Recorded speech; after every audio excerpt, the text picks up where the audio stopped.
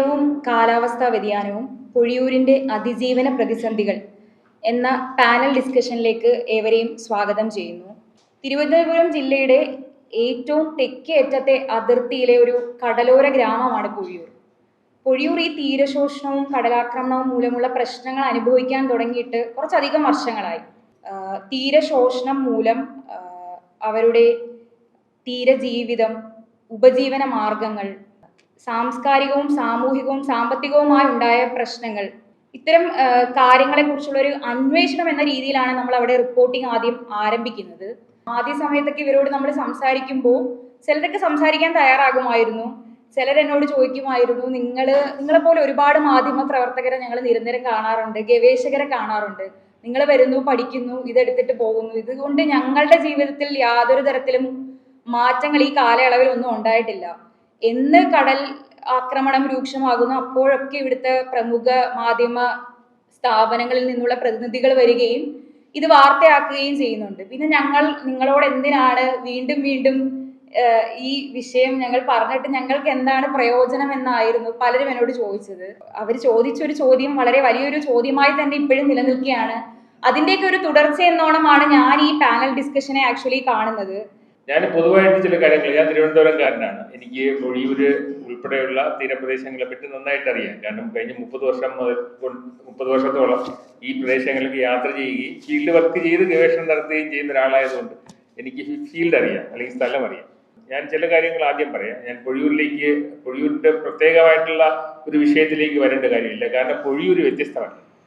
പൊഴിയൂരും കേരളത്തിന്റെ മറ്റ് തീരപ്രദേശങ്ങളും ഒന്നും വ്യത്യസ്തമല്ല. വ്യത്യസ്തമായിരിക്കുന്നതും വ്യത്യസ്തമാക്കിയിരിക്കുന്നതും ചില ഭൂമിശാസ്ത്രപരമായ ചില പ്രത്യേകതകൾ കൊണ്ട് ചില പ്രദേശങ്ങളിൽ കടൽ കയറുന്നില്ല എന്നുള്ളത് മാത്രമേ ഉള്ളൂ. കേരളം എന്ന് പറയുന്ന പ്രദേശം മുഴുവൻ ഈ നമ്മൾ ഐതിഹ്യങ്ങളിലൊക്കെ പറയുന്നത് പോലെ പല കാലങ്ങളിൽ കടലിൽ നിന്ന് തന്നെ ഉയർന്നു വന്നിട്ടുള്ള പ്രദേശങ്ങളാണ്. ഇവിടെ വേറൊരു പ്രത്യേകത എന്ന് പറയുന്നത്, ഇവിടുത്തെ ഈ 41 നദികൾ, നമുക്ക് 44 നദികളുള്ളിൽ 41 നദികളും പടിഞ്ഞാറോട്ട് ഒഴുകുകയും അറബിക്കടലിൽ ചേരുകയും പല സ്ഥലങ്ങളിലും അഴിമുഖങ്ങൾ ഉണ്ടാകുകയും ചെയ്തിരുന്നു. ഈ കേരളത്തിന്റെ പല ഭാഗങ്ങളും ഉണ്ടായ സമയത്ത് ദശലക്ഷക്കണക്കിന് വർഷങ്ങൾക്ക് മുമ്പ് ഈ താഴ്ന്ന പ്രദേശങ്ങളിലേക്കെല്ലാം കടൽ കയറി വന്നിരുന്നു. അപ്പൊ ഈ താഴ്ന്ന പ്രദേശങ്ങളിലേക്ക് കടൽ കയറി വരുന്നതുകൊണ്ടാണ് അതിന് ഇംഗ്ലീഷിന്റെ ബാക്ക് വാട്ടർ എന്ന് പറയുന്നത്. അങ്ങനെയുള്ള പ്രദേശങ്ങൾ മുഴുവൻ ഈ കായലുകൾ കൊണ്ട് നിറഞ്ഞിരുന്ന ഒരു പ്രദേശമാണ്. അങ്ങനെയുള്ളൊരു പ്രദേശത്തില് മറ്റ് ഒരു സംസ്ഥാനത്തിനും ഇല്ലാത്ത ചില സവിശേഷതകൾ കേരളത്തിനുണ്ട്. അത് പ്രധാനപ്പെട്ട സവിശേഷത എന്ന് പറയുന്നത്, കേരളത്തിന്റെ ശരാശരി വീതി ഒരു 65 കിലോമീറ്ററാണ്. അതായത് തിരുവനന്തപുരത്ത് നിന്ന് ഉദാഹരണം എടുക്കുക. തിരുവനന്തപുരത്ത് നിന്ന് നിങ്ങൾ തിരുവനന്തപുരത്ത് നിന്ന് നമ്മൾ യാത്ര ചെയ്താൽ, തിരുവനന്തപുരം സിറ്റിയിൽ നമ്മൾ യാത്ര ചെയ്താൽ 2 മണിക്കൂറിനകത്ത് നമ്മൾ പശ്ചിമഘട്ടത്തിന്റെ മുകളിലേക്ക് എത്തും.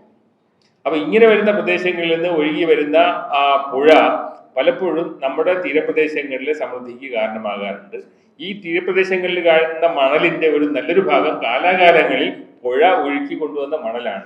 അതായത് കടലിന് മണലിനെ പുതുതായിട്ട് സൃഷ്ടിക്കാനുള്ള കഴിവൊന്നുമില്ല.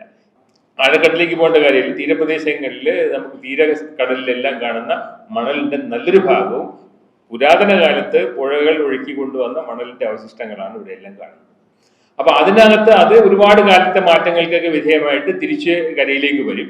അത് 2 രീതിയിലാണ് വരുന്നത്. നിങ്ങൾക്ക് എല്ലാവർക്കും അറിയാമായിരിക്കും തീരപ്രദേശങ്ങളിലുള്ള ആൾക്കാർക്ക്. ഒന്ന്, നമുക്ക് മഴക്കാലം കഴിയുമ്പോൾ, പ്രത്യേകിച്ച് നമുക്ക് ജൂണിലെ മഴക്കാലം കഴിയുമ്പോൾ കാറ്റ് തെക്കോട്ട് വീശുമ്പോൾ പലപ്പോഴും ഈ കാറ്റിനോടൊപ്പം തന്നെ തീരപ്രദേശങ്ങളിലെ മണലും കൂടി തെക്കോട്ട് എടുത്തുകൊണ്ട് പോകും. അതുകൊണ്ടാണ് പിന്നെ 2 മാസം കഴിയുമ്പോൾ കാറ്റ് തിരിച്ചടിക്കുമ്പോൾ ഈ മണലെല്ലാം കൊണ്ട് തീരത്ത് വെക്കുകയും ചെയ്യും. ഈ ഒരു പ്രതിഭാസമാണ് എപ്പോഴും തീരത്തെ അതേപടി നിലനിർത്തിയിരുന്നത്. ഇന്നൊന്നുമല്ല, 30 വർഷങ്ങൾക്ക് മുമ്പായാലും ഞാൻ വരുന്ന സ്ഥലത്താണ്, വിഴിഞ്ഞത്തിനടുത്താണ് എൻ്റെ വീട്. അപ്പോൾ സ്ഥിരമായിട്ട് ഞാൻ കോവളം ബീച്ച് കാണുന്ന ഒരാളാണ്. വിഴിഞ്ഞത്തിന്റെ പല തീരപ്രദേശങ്ങളും കാണുന്ന ആളാണ് ചെറുപ്പം മുതൽ. അന്നും കടലെടുക്കാറുണ്ട്. പക്ഷെ അന്ന് തീരം ഏതാണ്ട് ഒരു 500 മീറ്റർ പുറത്തേക്കായിരുന്നു എന്നുള്ളത് മാത്രമാണ്. അപ്പൊ ഈ കേരളത്തിന്റെ തീരം ഇല്ലാതാകുന്നത്, അല്ലെങ്കിൽ തീരം വെക്കുന്നതും തീരം എടുക്കുന്നതും കാലാകാലങ്ങളിൽ തുടർന്ന് വന്നുകൊണ്ടിരുന്ന ഒരു പ്രതിഭാസമാണ് എന്നുള്ളതാണ്. പക്ഷെ ഇപ്പൊ എന്ത് പറ്റിയെന്ന് പറഞ്ഞാൽ, ഏതാണ്ട് 1950കളിൽ തുടങ്ങിയിട്ടാണ് കേരളത്തിൽ ഹാർബർ നിർമ്മാണവും പുലിമുട്ട് നിർമ്മാണവും തുടങ്ങുന്നത്.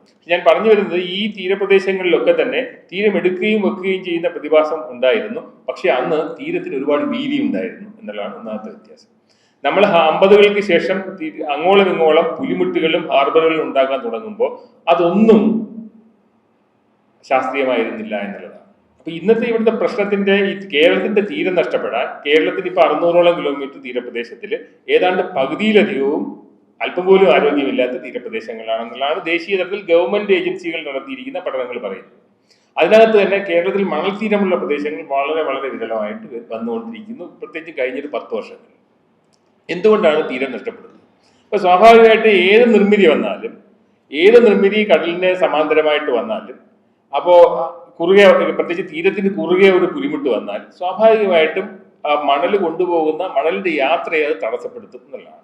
അതുകൊണ്ടാണ് ഏത് പുലിമുട്ട് നമ്മൾ നിർമ്മിച്ചാലും അതിന്റെ വടക്ക് തീരം എടുത്തു പോകുന്നതും തെക്ക് തീരം വെക്കുന്നതും എന്നുള്ളതാണ്.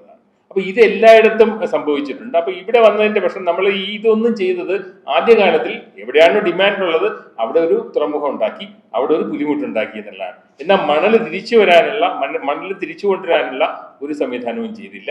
രണ്ടാമത്, തീരപ്രദേശങ്ങൾ നിലനിർത്തണമെങ്കിൽ നമുക്ക് അന്ന് ചെയ്യേണ്ടിയിരുന്നത് തീരപ്രദേശങ്ങളില് ചില സ്ഥലങ്ങളിൽ എവിടെയെല്ലാമാണോ കണ്ടൽക്കാടുകളുള്ളത് അവിടെ കണ്ടലിനെ നിലനിർത്തണമായിരുന്നു. ഏതാണ്ട് 1950കളിൽ ഫ്രഞ്ച് ഇൻസ്റ്റിറ്റ്യൂട്ട് നടത്തിയ പഠനം അനുസരിച്ച് കേരളത്തിലെ കണ്ടൽക്കാടുകൾ 70,000 ഹെക്ടർ ഉണ്ടായിരുന്നത് ഇപ്പോൾ 2,000 ഹെക്ടറാണ്. അപ്പൊ അഴിമുഖങ്ങൾക്ക് ചുറ്റുമുള്ള പ്രദേശങ്ങളിൽ എവിടെയും മണ്ണ് പിടിച്ചു വെക്കാനുള്ള സ്വാഭാവിക സംവിധാനങ്ങളൊന്നുമില്ലാതായി. ഇപ്പൊ നിങ്ങൾ എവിടെയെങ്കിലും കാണുന്ന ഒരു ഏറ്റവും നല്ല ഉദാഹരണം, നിങ്ങൾ പൊഴിയൂരൊന്നും പോണ്ട, പൊഴിയൂർ കണ്ടലിന്റെ ഒന്നും ബാക്കിയില്ല. അതേസമയം നിങ്ങൾ പൂവാറിൽ പോയാൽ പൂവാറിൽ ഒരു മരമാണ് ഇപ്പൊ അവിടെ ബാക്കിയുള്ളത്, അത് വെച്ചുപിടിപ്പിച്ചതാണ്. അപ്പൊ സ്വാഭാവികമായിട്ടുണ്ടായിരുന്ന ഒരു കണ്ടൽക്കാടുകളെല്ലാം നശിപ്പിച്ചപ്പോൾ അഴിമുഖങ്ങളുമായിട്ട് ബന്ധപ്പെടുത്തി തീരം പിടിച്ചു വെച്ചുകൊണ്ടിരുന്നത് ആ ഒരു പ്രക്രിയ ഇല്ലാതായി. മറ്റ് സ്ഥലങ്ങളിലെല്ലാം തീരദേശത്തിന് മുഴുവൻ മണൽ പിടിച്ചു വെക്കുന്ന വലിയ ചെടികൾ ഉണ്ടായിരുന്നു. അത് തെങ്ങാണെന്ന് തെറ്റിദ്ധരിക്കരുത്. തെങ്ങിന്റെ മൂട് നിങ്ങൾക്കറിയാം. തെങ്ങിന്റെ വേരെന്ന് പറയുന്നത് ഒരു പരമാവധി 1 മീറ്റർ മാത്രമേ വേരുണ്ടാവുള്ളൂ. അതൊരിക്കലും മണ്ണിനെ പിടിച്ചു വെക്കുന്ന സാൻഡ് ബൈൻഡർ അല്ല. നമുക്കുണ്ടായിരുന്നത് മണൽ കൂനകളാണ്. ഇപ്പോഴും ഉണ്ട് പല സ്ഥലങ്ങളിലും മണൽ കൂനകളാണ്. മണൽക്കൂനയുടെ പുറത്ത് ചെറിയ ചെറിയ സസ്യങ്ങൾ ഉണ്ടാകും. ഇതൊക്കെയാണ് സാൻഡ് ബൈൻഡേഴ്സ് എന്ന് പറയുന്ന മണലിനെ പിടിച്ചു വെക്കുന്ന ചെറിയ സസ്യങ്ങൾ. അപ്പൊ നമ്മുടെ തീരപ്രദേശങ്ങളിൽ വന്ന വികസന പ്രവർത്തനത്തിന്റെ ഒക്കെ ഭാഗമായിട്ട് ചെറിയ മണൽക്കൂനകളായിരുന്നു തീരത്തെ സംരക്ഷിച്ചു നിർത്തിയിരുന്നത്. ഈ മണൽക്കൂനകളും അതിന് ചുറ്റും അതിന്റെ പുറത്തുണ്ടായിരുന്ന ചെറിയ സസ്യങ്ങളും വള്ളി പോലുള്ള ചെറിയ സസ്യങ്ങളും സസ്യങ്ങളും ഒക്കെ തന്നെ നമ്മൾ വെട്ടി നശിപ്പിച്ച് തീരമെല്ലാം വളരെ ലെവലാക്കി. കൂനയായിട്ടിരിക്കാൻ ഇഷ്ടപ്പെട്ടില്ല, നമുക്ക് എപ്പോഴും ലെവലായിരിക്കണം, തീരം മുഴുവൻ ലെവലായിരിക്കണം എന്നുള്ളതാണ്. അപ്പൊ അതുകൊണ്ട് നമുക്ക് അങ്ങനെ മണ്ണിനെ പിടിച്ചു വെക്കുന്ന സ്വാഭാവിക സസ്യജാലങ്ങളെല്ലാം നഷ്ടപ്പെട്ടു. തീരത്തിന് തൊട്ടു പുറകിലുണ്ടായിരുന്ന തെങ്ങലൊക്കെ നമ്മൾ പിന്നീട് കൊണ്ടുവച്ചതാണ്. അതിന് പിന്നിൽ പുന്ന ഉണ്ടായിരുന്നു, ചീലാന്തി ഉണ്ടായിരുന്നു, അങ്ങനെ നിരവധി മരങ്ങളുണ്ടായിരുന്നു. ഈ മരങ്ങളൊക്കെയാണ് പിന്നീട് പുറകിലേക്കുള്ള മണ്ണിനെ അവിടെ പിടിച്ചു വെച്ചത് എന്നുള്ളതാണ്. അങ്ങനെയുള്ള വെജിറ്റേഷനും തീരദേശ വികസനത്തിന്റെ ഭാഗമായിട്ട് ഇല്ലാതെയായി എന്നുള്ളതാണ്. അപ്പൊ നമുക്ക് ആദ്യത്തെ ലൈനിലുണ്ടായിരുന്ന ഡിഫൻസ് എന്ന് പറയുന്നത് ഈ കണ്ടൽക്കാടുകളായിരുന്നു. അത് അഴിമുഖങ്ങളുമായിട്ട് ബന്ധപ്പെടുത്തിയേ ഉള്ളൂ. വീണ്ടും തെറ്റിദ്ധരിക്കരുത്, ഇപ്പോഴും പലരും പറഞ്ഞിരിക്കുന്നത് നമുക്ക് തീരപ്രദേശങ്ങളിൽ മൊത്തം കണ്ടൽ വെക്കാമെന്നാണ്. വളരില്ല. കണ്ടൽ വളരണമെങ്കിൽ അഴിമുഖങ്ങളിൽ ചെളിയുള്ള മണ്ണിൽ മാത്രമേ, അതിങ്ങനെ മാറിക്കൊണ്ടിരിക്കണം, ഡൈനാമിക് ആയിരിക്കണം, അങ്ങനെയുള്ള പ്രദേശങ്ങളിൽ മാത്രമേ കണ്ടൽ വളരൂ. അതുകൊണ്ട് തന്നെ മണൽ തീരമുള്ള പ്രദേശങ്ങളിൽ കണ്ടൽ വെച്ചാൽ കണ്ടൽ വളരും, പക്ഷെ അങ്ങനെ നിൽക്കും, പിന്നെ അത് മേളിലേക്ക് വരത്തില്ല, കണ്ടൽ കാടും ഉണ്ടാവില്ല എന്നുള്ളതാണ്. അല്ലാത്ത പ്രദേശങ്ങളിലൊക്കെ തന്നെ ഈ രണ്ടാമത്തെ ലൈന്, ഡിഫൻസിന്റെ ലൈൻ എന്ന് പറയുന്നത് സ്വാഭാവികമായിട്ടുള്ള സസ്യജാലങ്ങളായിരുന്നു, മരങ്ങളായിരുന്നു, അതെല്ലാം ഇല്ലാതായി. അപ്പൊ നമ്മൾ ചെയ്യേണ്ടിയിരുന്ന ഒരു കാര്യം എന്ന് പറയുന്നത് ഇങ്ങനെയുള്ള വികസനത്തിനോടൊപ്പം തന്നെ മണൽ കരയിലേക്ക് കൊണ്ടുവരുന്ന സംവിധാനങ്ങൾ ചെയ്യണമായിരുന്നു. അത് ചെയ്തിട്ടില്ല എന്നുള്ളതാണ്. ഇനി നമ്മൾ പൊഴിയൂരിൽ സംഭവിച്ചിരിക്കുന്ന വിചിത്രമായ കാര്യം എന്ന് പറയുന്നത് പലപ്പോഴും പൊഴിയൂരിന്റെ കുഴപ്പം മാത്രമല്ല, ഇത് വടക്ക് പിന്നെ തമിഴ്നാട്ടുകാർ കെട്ടുന്ന എല്ലാ പുലിമുട്ടുകളും ഇവിടുത്തെ തീരം ഇല്ലാതാക്കി എന്നുള്ളതും കൂടിയാണ് എന്നുള്ളതാണ്. അപ്പൊ ഇനി സ്വാഭാവികമായിട്ട് ഭാവിയിൽ ഇതിനകത്ത് വേറൊരു മാർഗം വരാൻ പോകുന്നില്ല. അത് അങ്ങനെ വരണമെങ്കിൽ തന്നെ അത് വളരെ ചെലവേറിയ പരിപാടിയാണ്. ഉദാഹരണം അത് ചെയ്തത് പോണ്ടിച്ചേരിയിൽ മാത്രമാണ്. പോണ്ടിച്ചേരിയിൽ ഈ മണൽ കൊണ്ടുപോകുന്ന വഴിയിൽ തന്നെ പ്രത്യേക സംവിധാനങ്ങളൊക്കെ വെച്ചിട്ട് ഈ മണലിനെ തിരിച്ച് കരയിലേക്ക് കൊണ്ടുവരുന്നത് സാൻഡ് ബൈപ്പാസിംഗ് എന്ന് പറയും. ഇതാണ് പോണ്ടിച്ചേരിയിൽ ചെയ്തത്. ഒരു 8 വർഷത്തിന്റെ ഭാഗമായിട്ട് പോണ്ടിച്ചേരിയിൽ തീരം തിരിച്ചു വന്നിട്ടുണ്ട്. ഇതെല്ലാം വളരെ ചെലവേറിയ കാര്യമാണ്. പണം പോണ്ടിച്ചേരിയെ പോലുള്ള ആഴം കുറഞ്ഞ സമുദ്രഭാഗങ്ങളല്ല. ഇവിടെ നമ്മൾ സ്ലോപ്പ് കഴിഞ്ഞാൽ പെട്ടെന്ന് ഷെൽഫ് ആഴം കൂടുന്ന ഒരു പ്രദേശമാണ്. അപ്പൊ അതുകൊണ്ട് തന്നെ സാൻഡ് ബൈപ്പാസിംഗ് വളരെ എളുപ്പത്തിൽ നമുക്ക് ചെയ്യാൻ കഴിയില്ല എന്നുള്ള പ്രശ്നം കൂടിയാണ്. അപ്പൊ ഇവിടെ ഈ ഒന്നാമത്തെ പരാജയം, കേരളത്തിന്റെ തീര ശോഷണം ഇത്രയും വ്യാപകമാകാനുള്ള അല്ലെങ്കിൽ പകുതിയിലധികം തീരപ്പവും നഷ്ടപ്പെടാനുള്ള ഒരു പ്രധാനപ്പെട്ട കാരണം, ഒന്ന്, ഞാൻ പറയുന്നത് നാച്ചുറൽ ഡിസാസ്റ്റർ അല്ല, ചിലപ്പോൾ വിവാദമായ പ്രസ്താവനയായിരിക്കാം. ഇതൊരു നാച്ചുറൽ ഡിസാസ്റ്റർ അല്ല, ഇതൊരു സിസ്റ്റം ഫെയിലിയറാണ്, ഇതൊരു ഗവേണൻസിന്റെ ഫെയിലിയറാണ്, നമ്മുടെ സംവിധാനത്തിന്റെ പരാജയമാണ്. കേരളത്തിലുണ്ടായ തീരനാശത്തിന്റെ ഒരു പ്രധാനപ്പെട്ട കാരണം. എന്തുകൊണ്ടാണ് സിസ്റ്റം ഫെയിലിയർ എന്ന് പറയാൻ കാര്യം, എന്തുകൊണ്ടാണ് ഒരു ഗവർണൻസിന്റെ പരാജയം എന്ന് പറയാൻ കാര്യം, ഇതൊന്നും മുൻകൂട്ടി കണ്ടുകൊണ്ടല്ല, പ്രകൃതിയുമായിട്ട് ബന്ധപ്പെട്ട ഒരു കാര്യവും ആലോചിച്ചിട്ടല്ല ഇത്തരം നിർമ്മാണ പ്രവർത്തനങ്ങളൊക്കെ തന്നെ കേരളത്തിൽ നടപ്പിലാക്കി. അതായത് പുലിമുട്ട് എവിടെ വേണമെന്ന് വെച്ചാൽ ഒരു പുലിമുട്ട് അങ്ങ് ഉണ്ടാക്കും, ഹാർബർ എവിടെ വേണമെന്ന് വെച്ചാൽ ഒരു ഹാർബർ അങ്ങ് ഉണ്ടാക്കും. അത് മണലിനെ തിരിച്ചു വെക്കാനോ തീരത്തിന് തിരിച്ചു വെക്കാനുള്ള ഒരു സംവിധാനങ്ങളും ഇതുമായിട്ട് ബന്ധപ്പെട്ട് ചെയ്തിട്ടില്ല എന്നുള്ളതാണ് ഒരു വലിയ പരാജയം. രണ്ടാമത്, ഈ തീരപ്രദേശങ്ങളിൽ ചില സ്ഥലങ്ങളിൽ ഹാർബർ ഉണ്ടാക്കിയിരുന്ന സമയത്ത് ബാക്കിയുള്ള സ്ഥലങ്ങളിൽ കണ്ടൽ വെച്ച് പിടിപ്പിക്കണമായിരുന്നു, സ്വാഭാവികമായിട്ടുള്ളൊരു പ്രൈമറി ലൈൻ ഓഫ് ഡിഫൻസിന് വേണ്ടിയിട്ട് ഈ മറ്റ് സസ്യങ്ങൾ വെക്കണമായിരുന്നു. ഇങ്ങനെയുള്ളൊരു നേച്ചർ ബേസ്ഡ് അല്ലെങ്കിൽ പ്രകൃതി അടിസ്ഥാനമാക്കിയിട്ടുള്ള സംരക്ഷണ പ്രവർത്തനങ്ങൾ ഒന്നും തന്നെ കേരള തീരത്ത് ചെയ്തിട്ടില്ല എന്നുള്ളതാണ്. വല്ലപ്പോഴും ചെയ്യുന്നത് ഒരു ചടങ്ങിന്റെ പേരിൽ കുറച്ച് സ്ഥലങ്ങളിൽ എവിടെയെല്ലാം കണ്ടൽ വെക്കാൻ പാടില്ലേ അവിടെയെല്ലാം കണ്ടൽ വെക്കും എന്നുള്ളതാണ്. കണ്ടൽ വെക്കുന്നതിന് അപകടമുണ്ട്. നിങ്ങൾ കണ്ണൂർ ജില്ലയിലെ പല സ്ഥലങ്ങളിലും പോയി നോക്കിയാൽ മതി.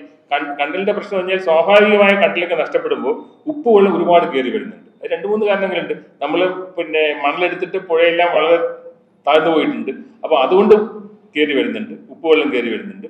രണ്ടാമത്തെ പ്രശ്നം എന്ന് പറയുന്നത് പല സ്ഥലങ്ങളിലും നമ്മൾ സ്വാഭാവികമായിട്ട് ജലനിരപ്പ് ഉയരുന്നുണ്ട്, കടൽക്ഷോഭം രൂക്ഷമാകുന്നുണ്ട്, ഉള്ളിലേക്ക് കയറി വരുന്നു. ഉള്ളിലേക്ക് കയറി വരുമ്പോഴുള്ള പ്രശ്നം എന്ന് പറയുന്നത് ഉപ്പുവെള്ളം എങ്ങോട്ടൊക്കെ വരുമോ അതിനോടൊക്കെ തന്നെ ഇത് വിത്തുകൾ സഞ്ചരിക്കും. അപ്പൊ സ്വാഭാവികമായിട്ട് സാധാരണ ആൾക്കാരുടെ പുരയിടങ്ങളിലേക്ക് കണ്ടൽ വളരാൻ തുടങ്ങി. അവർക്ക് വെട്ടാൻ പറ്റുന്നില്ല. ഇത് പല സ്ഥലങ്ങളിലും വലിയ പ്രശ്നമാണ്. ഇത് മറുവശമാണ് ഞാൻ ഈ പറയുന്നത്. അപ്പൊ അതുകൊണ്ട് നമുക്ക് ഇനിയുള്ള സമയത്ത് എന്ത് ചെയ്യാൻ പറ്റും, നമ്മൾ ഈ പ്രശ്നങ്ങൾ മാത്രമേ പലപ്പോഴും സംസാരിക്കുന്നുള്ളൂ. ഇനിയുള്ള സമയത്ത് എന്ത് ചെയ്യാൻ പറ്റും എന്നുള്ള 1-2 കാര്യങ്ങളിലൂടെ പറയാം. ഒന്ന്, ഇതൊന്നും ഇത്തരത്തിലുള്ള പ്രത്യേകിച്ച് തീര സംരക്ഷണ പദ്ധതികളൊക്കെ തന്നെ ഇപ്പോഴും കേന്ദ്രീകൃതമാണ്. ഗവൺമെന്റ് ആണ് ഇതെല്ലാം ചെയ്യുന്നത്. അപ്പൊ ഇത് ചില സ്ഥലങ്ങളിൽ എവിടെയാണോ പഞ്ചായത്തിന് കുറച്ചും കൂടെ സ്വാധീനശേഷിയുള്ളത് അവര് ചില കാര്യങ്ങൾ ചെയ്തെടുക്കും. എന്ത് കാര്യങ്ങളാണ് ചെയ്തെടുക്കുന്നത്? അവിടെ കുറെ പുലിമുട്ടിടും, അവിടെ കുറച്ച് കടൽ ഭിത്തി കെട്ടും. കടൽ ഭിത്തിയുടെ ചെലവ് നിങ്ങൾക്ക് അറിയാം, ഞാൻ അതിലേക്കൊന്നും പോകുന്നില്ല. കടൽ ഭിത്തി ഒരു 5-6 കോടി രൂപ, ഇപ്പൊ എനിക്ക് തോന്നുന്നു 8 കോടി രൂപയും കണ്ടായിട്ടുണ്ട് 1 കിലോമീറ്റർ കടൽ ഭിത്തി ഉണ്ടാക്കാനായിട്ട്. അപ്പൊ സ്വാഭാവികമായിട്ടും ഒരു ഗവർണൻസിന്റെ ഒരു ബ്യൂറോക്രസിയുടെ താല്പര്യം എപ്പോഴും ഇത്തരത്തിലുള്ള കടൽ ഭിത്തി ആണ് ഒരു സൊല്യൂഷൻ എന്നുള്ള രീതിയിൽ കൊണ്ടുവരിക എന്നുള്ളതാണ്. ഇനി ഒരു കാര്യം കൂടെ പറയാം, ചില സ്ഥലങ്ങളിൽ ഇപ്പൊ ചെല്ലാനം പോലുള്ള അതിരൂക്ഷമായിട്ടുള്ള കടൽ ആക്രമണമുള്ള സ്ഥലങ്ങളിൽ വേറെ ഒരു പരിഹാരവും ഇല്ല. അത് നമ്മൾ സമ്മതിച്ചേറ്റിട്ടുള്ളൂ, ഒരു പരിഹാരമില്ല. കാരണം ഒരു 3-4 കിലോമീറ്റർ ഉയരത്തിലേക്ക് തിരമാല വരുന്ന സ്ഥലങ്ങളിൽ നമ്മൾ കണ്ടൽ വെക്കാൻ പറ്റില്ല, വേറൊരു സംവിധാനമില്ല. അവിടെ പുലിമുട്ടിടുക, അവിടെ എല്ലാം കല്ലിടുക എന്നുള്ള ഒരു പ്രതിരോധ സംവിധാനം മാത്രമേ ഉള്ളൂ. പക്ഷെ ഇതിന്റെ അപകടം, ഇത് ഇട്ട് കഴിഞ്ഞാൽ ഏത് സ്ഥലത്താണോ ഇടുന്നത് സ്വാഭാവികമായിട്ടും നിങ്ങൾക്കറിയാം കടൽ എങ്ങനെയാണ് കരയെടുക്കുന്നതെന്നല്ല, അതിന്റെ പുറകിലേക്ക് വെള്ളം വരും. ആദ്യത്തെ സെറ്റ് അവിടെ ഇരുന്ന് പോകും.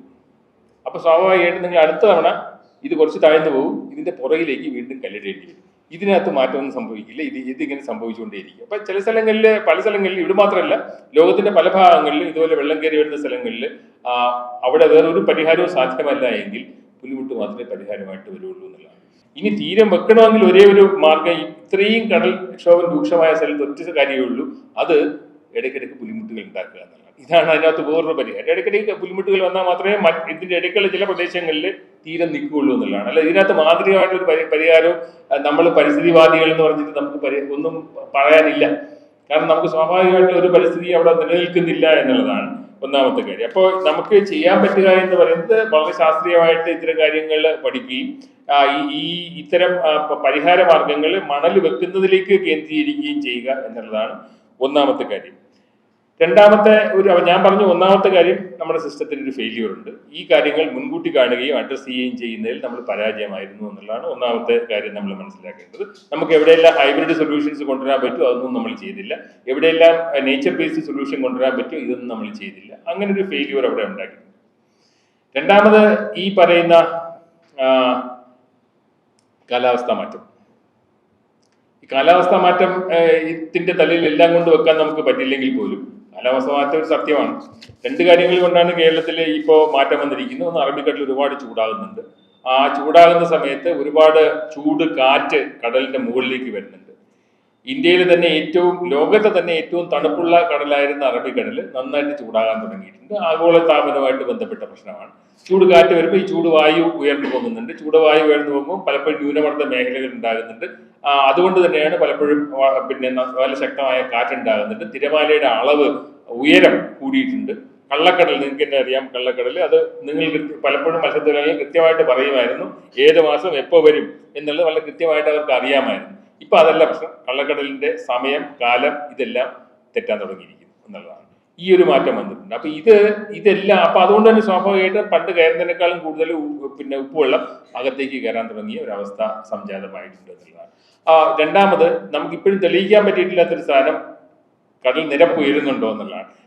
കടൽ നിരപ്പ് കേരളത്തിലെ 2-3 സെന്റിമീറ്ററിനേക്കാളും കൂടുതൽ ഉയർന്നതായിട്ട് ഇതുവരെ ഒരു പഠനങ്ങളിൽ ഞാൻ വായിച്ചിട്ടില്ല എന്നുള്ളതാണ്. അപ്പൊ അതുകൊണ്ട് കടൽ നിരപ്പ് ഉയരുന്നതല്ല പ്രശ്നം, കടൽക്ഷോഭം വളരെ അടിക്കടി ഉണ്ടാകുന്നതാണ് ഇവിടെ ഉണ്ടായ ഏറ്റവും വലിയ പ്രശ്നം. അത് തീരശോഷണം കുറച്ചും കൂടി രൂക്ഷമാക്കിയിട്ടുണ്ട്.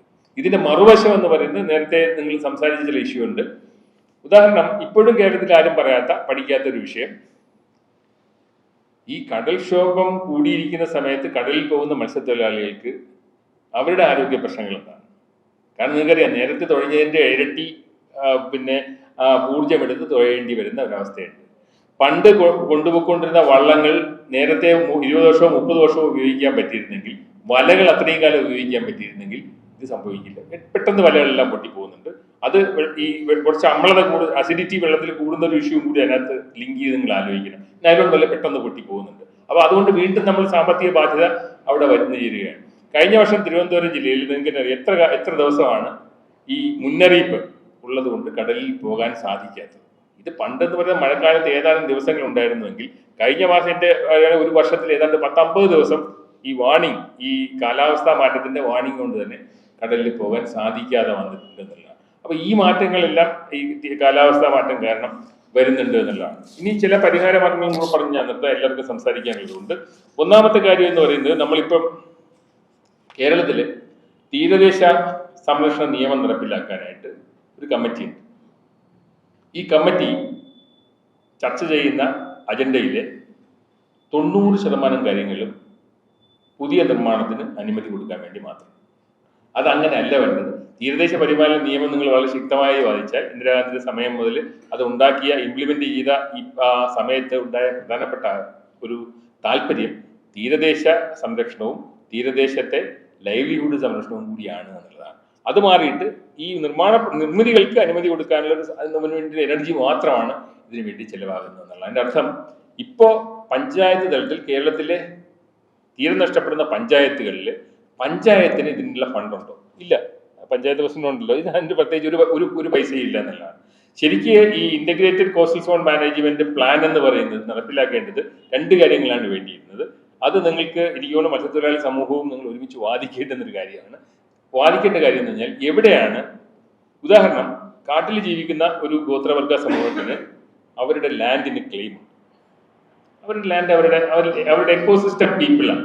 അപ്പൊ എവിടെയാണ് തീരപ്രദേശങ്ങളിൽ കാലാകാലങ്ങളായിട്ട് നിങ്ങളുടെ എല്ലാം ഒരു ആൻസെസ്ട്രി നോക്കിക്കഴിഞ്ഞാൽ ഒരുപക്ഷെ അത് ഈ ഫോറസ്റ്റ് ഡെല്ലേഴ്സുമായിട്ട് ലിങ്ക്ഡ് ആണ്.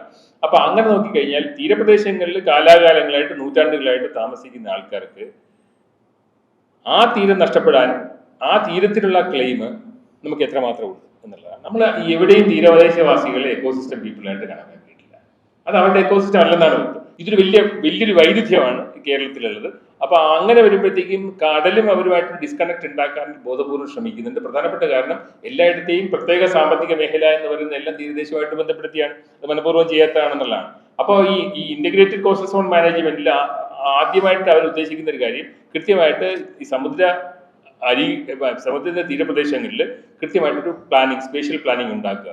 എവിടെ എന്ത് വേണം, എവിടെയാണോ വികസനം വേണ്ടത്, എവിടെയൊക്കെയാണോ പരമ്പരാഗത മത്സ്യത്തൊഴിലാളികൾ നൂറ്റാണ്ടുകളായി പരമ്പരാഗതമായിട്ട് താമസിക്കുന്നത്, ഇത് അവരുടെ ഭൂമിയായിട്ട് തരംതിരിക്കുകയും അവിടെ വികസന പ്രവർത്തനങ്ങളിൽ നിന്ന് ഒഴിവാക്കി നിർത്തുകയും ചെയ്യാനുള്ള ഒരു ഡിമാൻഡ് നമുക്ക് വെക്കാൻ കഴിയുമോ എന്നുള്ളതാണ് വേണ്ടത്. അത് ശരിക്കും ഈ ഇന്റഗ്രേറ്റഡ് സമഗ്രമായ തീരദേശ പരിപാലന സംവിധാനത്തിലേക്ക് എങ്ങനെ കൊണ്ടുവരാൻ കഴിയും, അവിടെ എങ്ങനെയാണ് ലോക്കൽ പഞ്ചായത്തുകൾക്ക്, പ്രാദേശിക പഞ്ചായത്തുകൾക്ക് ഈ തരത്തിലുള്ള ഇടപെടലുകൾ നടത്താൻ കഴിയും എന്നുള്ള ഒരു കാര്യമാണ്. രണ്ടാമത്, ഈ തീരദേശ പഞ്ചായത്തുകൾക്ക് തീർച്ചയായിട്ടും ഇത്തരം കാര്യങ്ങൾ, തീരസംരക്ഷണവും അതുപോലെ തന്നെ ഈ കാലാവസ്ഥാ പ്രതിരോധവും, ഇതിനു വേണ്ടിയിട്ടൊരു സ്പെഷ്യൽ ഫണ്ട് എവിടെ മാറ്റിവെക്കാൻ കഴിയും? ഇതൊരു ഡിമാൻഡ് ഉണ്ടായിട്ടില്ല. നമ്മുടെ ക്ലൈമറ്റ് ഫണ്ടിലും ഉണ്ടായിട്ടില്ല, ഹരിത ഫണ്ടിലും ഉണ്ടായിട്ടില്ല, വേറെ എവിടെയും ഉണ്ടായിട്ടില്ല എന്നുള്ളത്. കാരണം ഇതൊരു സെൻട്രലൈസ് സിസ്റ്റം ആകുമ്പോൾ അത്രയും കറക്റ്റ് ആകുന്നില്ല. ഇതെല്ലാം ഒറ്റ കേന്ദ്രത്തിൽ നിന്ന് ചെയ്യുമ്പോൾ ഈ സംവിധാനത്തിലേക്ക് വേണ്ടിയിട്ട് അത് എവിടെയെല്ലാം മറ്റ് സൊല്യൂഷൻസ് ഉണ്ടോ അതിലേക്ക് ഒരിക്കലും പോകാനുള്ള സാധ്യത ഭാവിയിലും ഉണ്ടാകില്ല എന്നുള്ളതാണ്. രണ്ടാമത്, ലൈവ്ലിഹുഡ്. ഒരു ഒരു ഈ കോസ്റ്റൽ പോളിസിയുടെ ഭാഗമായിട്ട് നമ്മൾ കൃത്യമായിട്ട് നമ്മുടെ തൊഴിൽ ഉറപ്പുവരുത്തുന്ന സംവിധാനങ്ങൾ നമുക്ക് എങ്ങനെ ഏർപ്പെടുത്താൻ കഴിയും. പ്രത്യേകിച്ചും ഈ തീരപ്രദേശങ്ങളിൽ ആൾക്കാരെ എക്കോസിസ്റ്റം പീപ്പിളാക്കി കണ്ടുകൊണ്ട് എങ്ങനെയാണ് നമുക്കൊരു human centred coastal policy develop ചെയ്യാൻ പറ്റുക എന്നുള്ളൊരു കാര്യം കൂടി നമ്മൾ ആലോചിക്കണം. രണ്ടാമത്തെ ഒരു കാര്യം എന്ന് പറയുന്നത് ഈ നേരത്തെ പറഞ്ഞ ഒരുപാട് ഈ തീരദേശ ജനതയ്ക്ക് അവരുടെ ഇടങ്ങൾ നഷ്ടപ്പെടുന്ന ഒരു അവസ്ഥയുണ്ട്. അത് അവരുടെ മാനസികമായിട്ടുള്ള പ്രശ്നങ്ങളെ പറ്റിയിട്ട് നിങ്ങൾ വീഡിയോയിൽ പറഞ്ഞു. അത് മാത്രമല്ല വേറെ ഒരുപാട് സോഷ്യൽ ഇഷ്യൂസ് അതുമായിട്ട് ബന്ധപ്പെടുത്തിയിട്ടുണ്ട്. അപ്പൊ അവർക്ക് പൊതുവായ ഇടങ്ങൾ, അത് പൊതുവായ ഇടങ്ങൾ എന്ന് പറയുന്നത് അവരുടെ മാനസിക ഉല്ലാസത്തിന് വേണ്ടി മാത്രമല്ല, അവരുടെ വെള്ളം സൂക്ഷിക്കാനും അവർക്ക് കടലിൽ പോകാനുമുള്ള പൊതു ഇടങ്ങൾ എവിടെയെല്ലാം കേരളത്തിൽ നിലനിർത്താൻ കഴിയും എന്നുള്ളൊരു വലിയ ചോദ്യമുണ്ട്. അത്തരം ഇടങ്ങൾ ഐഡന്റിഫൈ ചെയ്യാനായിട്ടോ തിരിച്ചറിയാനായിട്ടോ നമുക്ക് കഴിയുമോ? ആ ഇടങ്ങൾ കൃത്യമായിട്ട് ഗവൺമെന്റിനെ ബോധ്യപ്പെടുത്താൻ നമുക്ക് കഴിയുമോ എന്നുള്ള ഒരു കാര്യമാണ് ഇതിനകത്ത് വേണ്ടത്. ഇപ്പോഴും പ്രാദേശിക പ്രശ്നങ്ങളാണ്.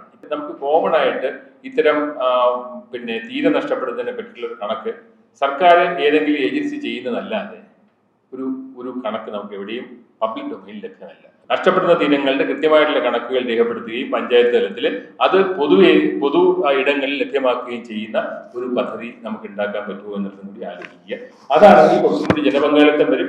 ഇത്തരം പ്രദേശങ്ങളിൽ മത്സ്യത്തൊഴിലാളികളുടെ ഉൾപ്പെടെയുള്ള സഹായത്തോടുകൂടി ഒരു പഞ്ചായത്ത് ലെവലിൽ തീരപ്രദേശങ്ങളിലെ പഞ്ചായത്തുകളെല്ലാം സംഘടിപ്പിച്ചിട്ട് നഷ്ടപ്പെടുന്ന തീരങ്ങളുടെ ഒരു കണക്കെടുപ്പ് നടത്താൻ നമുക്ക് കഴിയുമോ?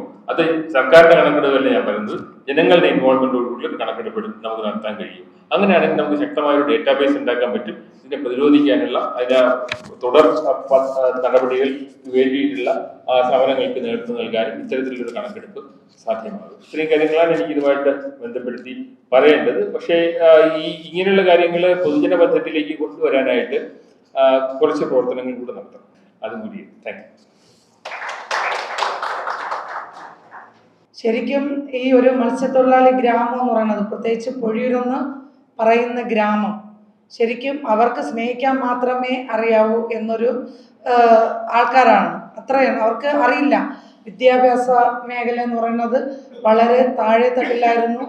അതുപോലെ തന്നെ അവർക്ക് പുറം ലോകം എന്തെന്ന് അറിയാത്ത ഒരു ജനങ്ങളായിരുന്നു ആ ഒരു പൊഴിയൂരെന്ന ഗ്രാമത്തിലുള്ളത്. പക്ഷെ കഴിഞ്ഞ 5 വർഷം കൊണ്ട് അവർ കുറേ കാര്യങ്ങളൊക്കെ പഠിച്ചു. ഒരു ത്രാസിൽ അവരുടെ ജീവിതം ഇങ്ങനെ ആടുമ്പോഴുള്ള ആ ഒരു ഭയം, അതുകൊണ്ടാണ് ആൾക്കാരിങ്ങനെ ഇത്രയെങ്കിലൊക്കെ സംസാരിക്കാൻ സാധിച്ചത്. ഈ വീഡിയോയിൽ കുറച്ച് തീരം കാണപ്പെടുന്നു. പക്ഷെ അത് ഒരു വർഷത്തിൽ നോക്കുമ്പോൾ കൂടിപ്പോയ 2-3 മാസം മാത്രമേ ഈ തീരം കാണപ്പെടുന്നുള്ളൂ. ബാക്കിയുള്ള 8-9 മാസം നമ്മൾ ആ തീരം അല്ലാതെ ആ റോഡ് ഫുള്ളെന്ന് പറയുന്നത് ഒരു PWD റോഡാണ്. തമിഴ്നാട് കേരളത്തിൽ നിന്നും അവസാന ബോർഡറിലെത്തി തമിഴ്നാട് പോകുന്ന ഒരു PWD റോഡാണ് ഫുള്ളായിട്ട് പോയത്. അപ്പോൾ നമുക്കറിയാം ഒരു റോഡ് തന്നെ എത്ര വീതി ഉണ്ടെന്ന്. അപ്പോൾ ഈ 5 വർഷത്തിന് മുമ്പ് ഏകദേശം 400 മീറ്ററോളം തീരം ഉള്ള ഒരു പൊഴിയൊരു ഗ്രാമമായിരുന്നു. അപ്പോൾ ഈ ആദ്യമായിട്ട് അവിടെ വന്നത് ഡൗട്ടേ ചുഴലിക്കാറ്റാണ്. ഏകദേശം 2 കിലോമീറ്റർ അധികം നീളം വരുന്ന ഒരു ഗ്രാമമാണ് പൊഴിയൂര്. ആ ഗ്രാമത്തിനകത്ത് നമുക്ക് ഈ 2 കിലോമീറ്ററുള്ളിലും നമുക്ക് കടൽ ഭിത്തി ഉണ്ടായിരുന്നു. ജൂലൈ 15 ടു ഓഗസ്റ്റ് 15 വരെയുള്ള ഒരു കാലാവസ്ഥ മാത്രമാണ് അന്ന് കടൽ ഈ ജനങ്ങളെ വീടുകളെ ആക്രമിക്കുന്നത്. അപ്പോൾ അതുപോലെ തടയാനാണ് അന്ന് ആ ഒരു കടൽ ഭിത്തി നിർമ്മാണം ഉണ്ടായത്. ഏകദേശം 10, 20, 25, 30 വർഷത്തോളം ആ കടൽ ഭിത്തി ഉണ്ടായിരുന്നു. അപ്പോൾ 2021 ഡൗട്ടേ ചുഴലിക്കാറ്റ് വന്നതിന് ശേഷം ഉണ്ടായ നഷ്ടങ്ങളാണ് ഈ കാണുന്നത്. അപ്പോൾ അന്ന് ഈ കടൽ ഭിത്തിയെല്ലാം കടൽ അടിച്ചു നുറുക്കി എല്ലാം ഛിന്ന ഭിന്നമാക്കി. അപ്പോൾ ആ 350 മീറ്ററും താഴ്ന്നാണ് കടൽ ആ തീരവും എടുത്തിട്ടാണ് ഇന്ന് കടൽ രൂപാന്തരപ്പെടുന്നത്. ശരിക്കും സംഭവിക്കാം ഈ ഡൗട്ടേ ചുഴലിക്കാറ്റിന് ശേഷമാണ് ഇത് സംഭവിച്ചത്. അപ്പോൾ അതിനു മുമ്പാണ് നമുക്ക് ഈ അവിടെ ഹാർബർ വന്നതും ഇവിടെ തുറമുഖം വന്നതും അപ്പുറത്ത് പട്ടണത്ത് ഹാർബർ വന്നതും തമിഴ്നാട് പുലിമുട്ട് വന്നതും. പക്ഷേ ഞങ്ങൾക്ക് പൊഴിയൂർ ഗ്രാമം ആക്രമിക്കപ്പെടുന്നതിന് മുമ്പ് തമിഴ്നാട് ഏകദേശം 4-5 കിലോമീറ്ററോളം കടൽ ആക്രമിക്കപ്പെടുകയും അവിടുത്തെ ഈ ആൾക്കാർ ഏകദേശം ഒരു 600 കുടുംബങ്ങളോളം അവിടെ നിന്ന് മാറ്റപ്പെടുകയും ചെയ്തിരുന്നു. അപ്പോൾ അന്ന് അവിടുത്തെ സർക്കാർ നിരന്തരമായി അവരുടെ അഭ്യർത്ഥനയും സമരവും അതൊക്കെ കണ്ടിട്ടാണ് തമിഴ്നാട് ഒരു ഹാർബർ നിർമ്മിക്കുകയും ഒപ്പം അവർക്ക് ഈ ഒരു പുലിമുട്ടുകൾ നിർമ്മിക്കുകയും കടൽ ഭിത്തി നിർമ്മിക്കുകയും ചെയ്തു. അപ്പോൾ അത്തരത്തിൽ നിർമ്മിച്ചപ്പോൾ ആ ഭാഗത്ത് തൊട്ടടുത്ത ഭാഗത്ത് ഞങ്ങൾക്ക് അഫക്റ്റ് ചെയ്യുന്നതിൻ്റെ തൊട്ടടുത്ത ഭാഗത്ത് തന്നെ അപ്പോൾ ആ ഭാഗങ്ങളെല്ലാം തീരം വച്ചിട്ടുണ്ട്. ഏകദേശം അവർക്ക് ഉള്ളതിനേക്കാളും ഇപ്പം അധികമാണ് ആ പ്രദേശം മുഴുക്കനും തീരം. അപ്പോൾ ആ മണ്ണെല്ലാം എവിടെ നിന്ന് പോയി? നമ്മുടെ ഈ ഒരു പൊഴിയൂർ ഗ്രാമത്തിൽ നിന്ന് പോയി എന്നാണ് ഞങ്ങൾ വിശ്വസിക്കപ്പെടുന്നത്. കാരണം അവിടെ ഇപ്പോൾ വീണ്ടും അവരെന്ത് ചെയ്തു? പഴയ വീടുകൾ വീണ്ടും അവിടെ നിർമ്മിക്കാൻ തുടങ്ങി, ആ സ്ഥലത്ത് നിർമ്മിക്കാൻ തുടങ്ങി. പക്ഷേ നമുക്കിവിടെ ഏകദേശം 300-400 കുടുംബങ്ങൾ അനാഥയായി പോയതുപോലെയാണ് ഇന്ന് അവിടെ ജീവിക്കുന്നത്.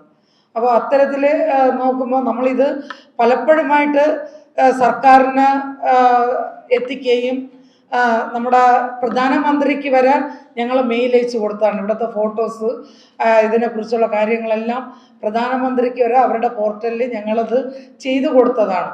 പക്ഷേ എങ്കിലും അതിനെക്കുറിച്ച് ഒന്നും ഒരു അഭിപ്രായം അവിടെ നിന്ന് കേരള സർക്കാർ അവരുടെ കുഴപ്പമാണ്. കേരള സർക്കാർ കേന്ദ്ര സർക്കാരിന് ചൂണ്ടിക്കാണിക്കും ഞങ്ങൾ നിസ്സഹരായ കുറേ ജനങ്ങൾ മാത്രം.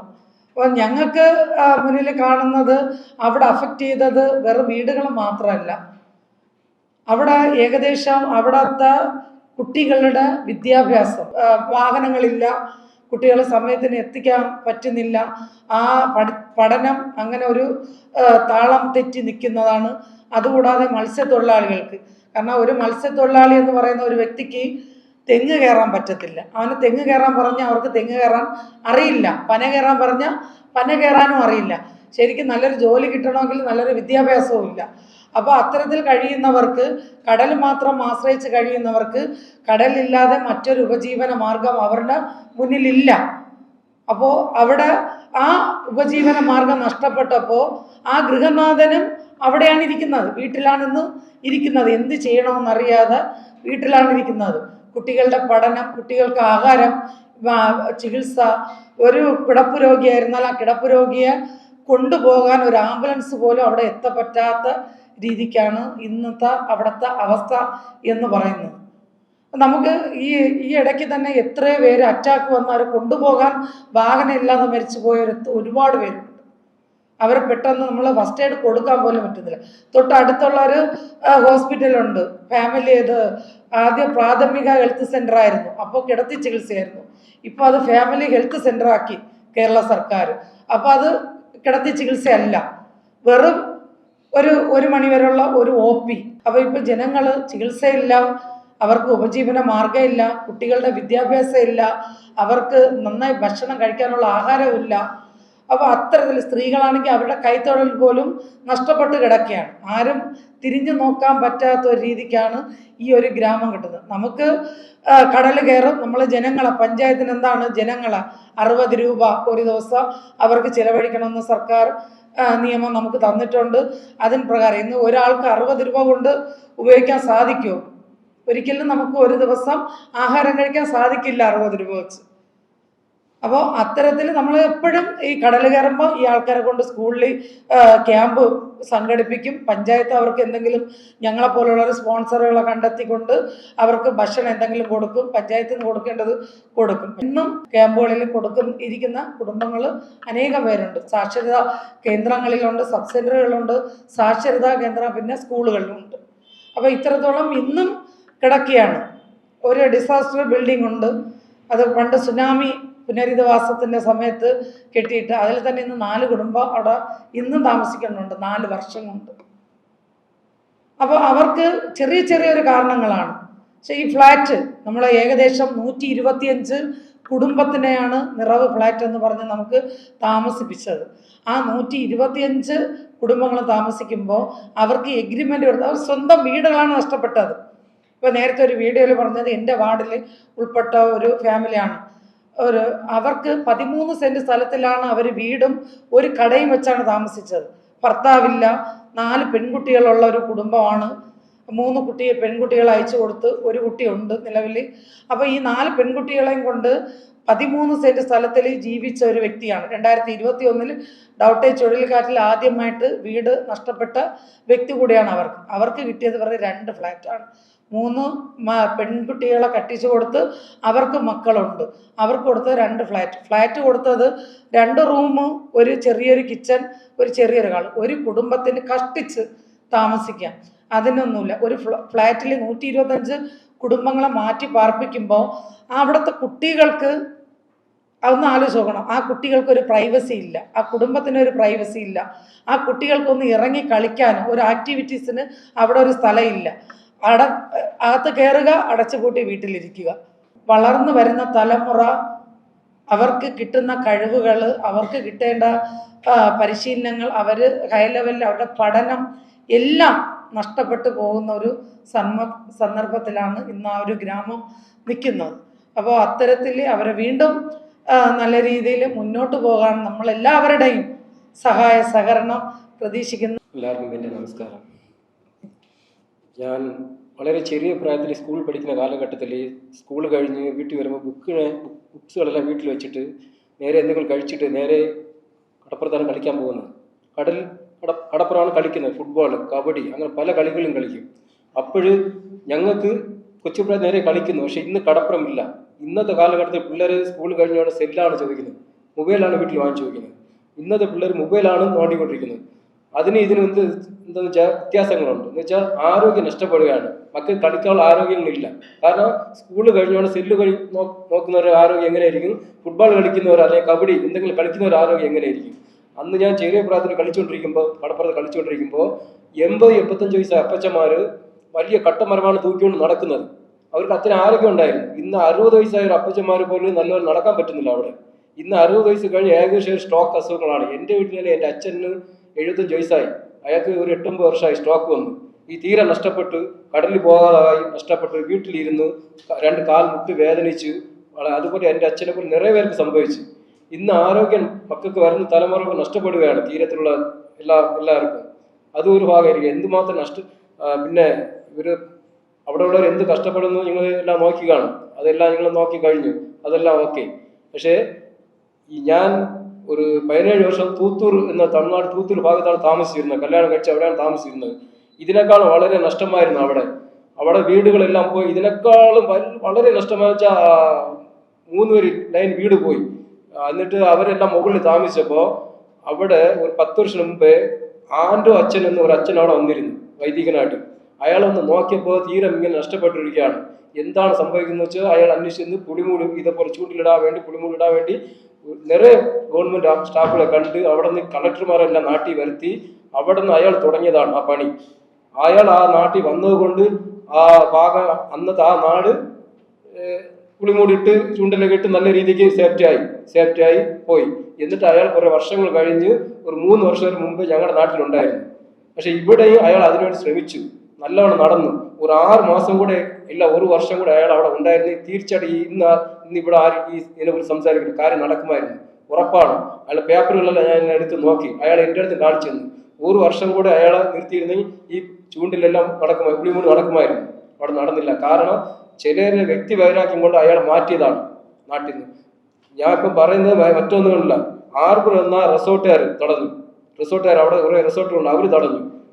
വീണ്ടും പുളിമൂട് വന്ന ഞങ്ങളുടെ രൂപതയാണ്, അവർ തടഞ്ഞു. എന്നാണ് ഞാൻ അവിടെ അറിഞ്ഞത്. ഫുള്ളും കമ്മിറ്റിക്കാരെല്ലാവരും ചോദിച്ചപ്പോൾ രൂപതയാണ് തടഞ്ഞതെന്ന്. ഇന്ന് അത് കാരണം രൂപത തടയാൻ കാരണം ഈ ഭാഗത്ത് കല്ലിടാണെങ്കിൽ വടക്കേ ഭാഗത്ത് ഇരിക്കുന്ന നാട്ടുകാർക്ക് ബുദ്ധിമുട്ടാവുന്നു.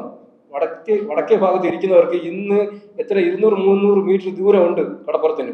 അവർക്ക് അവരുടെ വീടുകൾ കഴിഞ്ഞ് റോഡ് കിടക്കുന്നു. റോഡ് കഴിഞ്ഞ് മക്കൾ ആദ്യപോലെ ഫുട്ബോൾ ഗ്രൗണ്ട്, അത് കഴിഞ്ഞ് വീണ്ടും നിറയെ കടപ്പുറം കിടക്കുകയാണ് അവർക്കെല്ലാം. അവർ കടപ്പുറം കുറച്ച് നഷ്ടപ്പെടുമെന്ന് പറഞ്ഞുകൊണ്ട് അവർ പോയി രൂപതയിൽ തടഞ്ഞ് രൂപത ഇപ്പൊ തടസ്സത്തിലാണ് ഇട്ടിരിക്കുന്നതെന്നാണ് അറിയുന്നത്. ഞാൻ ഈ 4-5 വർഷം കൊണ്ട് ചോദിച്ച് ഇതേക്കുറിച്ച് അന്വേഷിക്കുമ്പോൾ ആൾക്കാർ അത് ഓക്കെ ആയി, റെഡിയായി, ഇതാ വരുന്നുണ്ട് എന്ന് പറയുന്നതല്ലാതെ ഒരു കാര്യം നടക്കാൻ പോകുന്നതല്ല. ഈ സമയം കടൽ ശാന്തമാണ്. ഇപ്പൊ തൊട്ട് ഒരു മാർച്ച് വരെ കടൽ ശാന്തമായിട്ട് തന്നെ ഇരിക്കും, ഒരു കുഴപ്പമില്ല.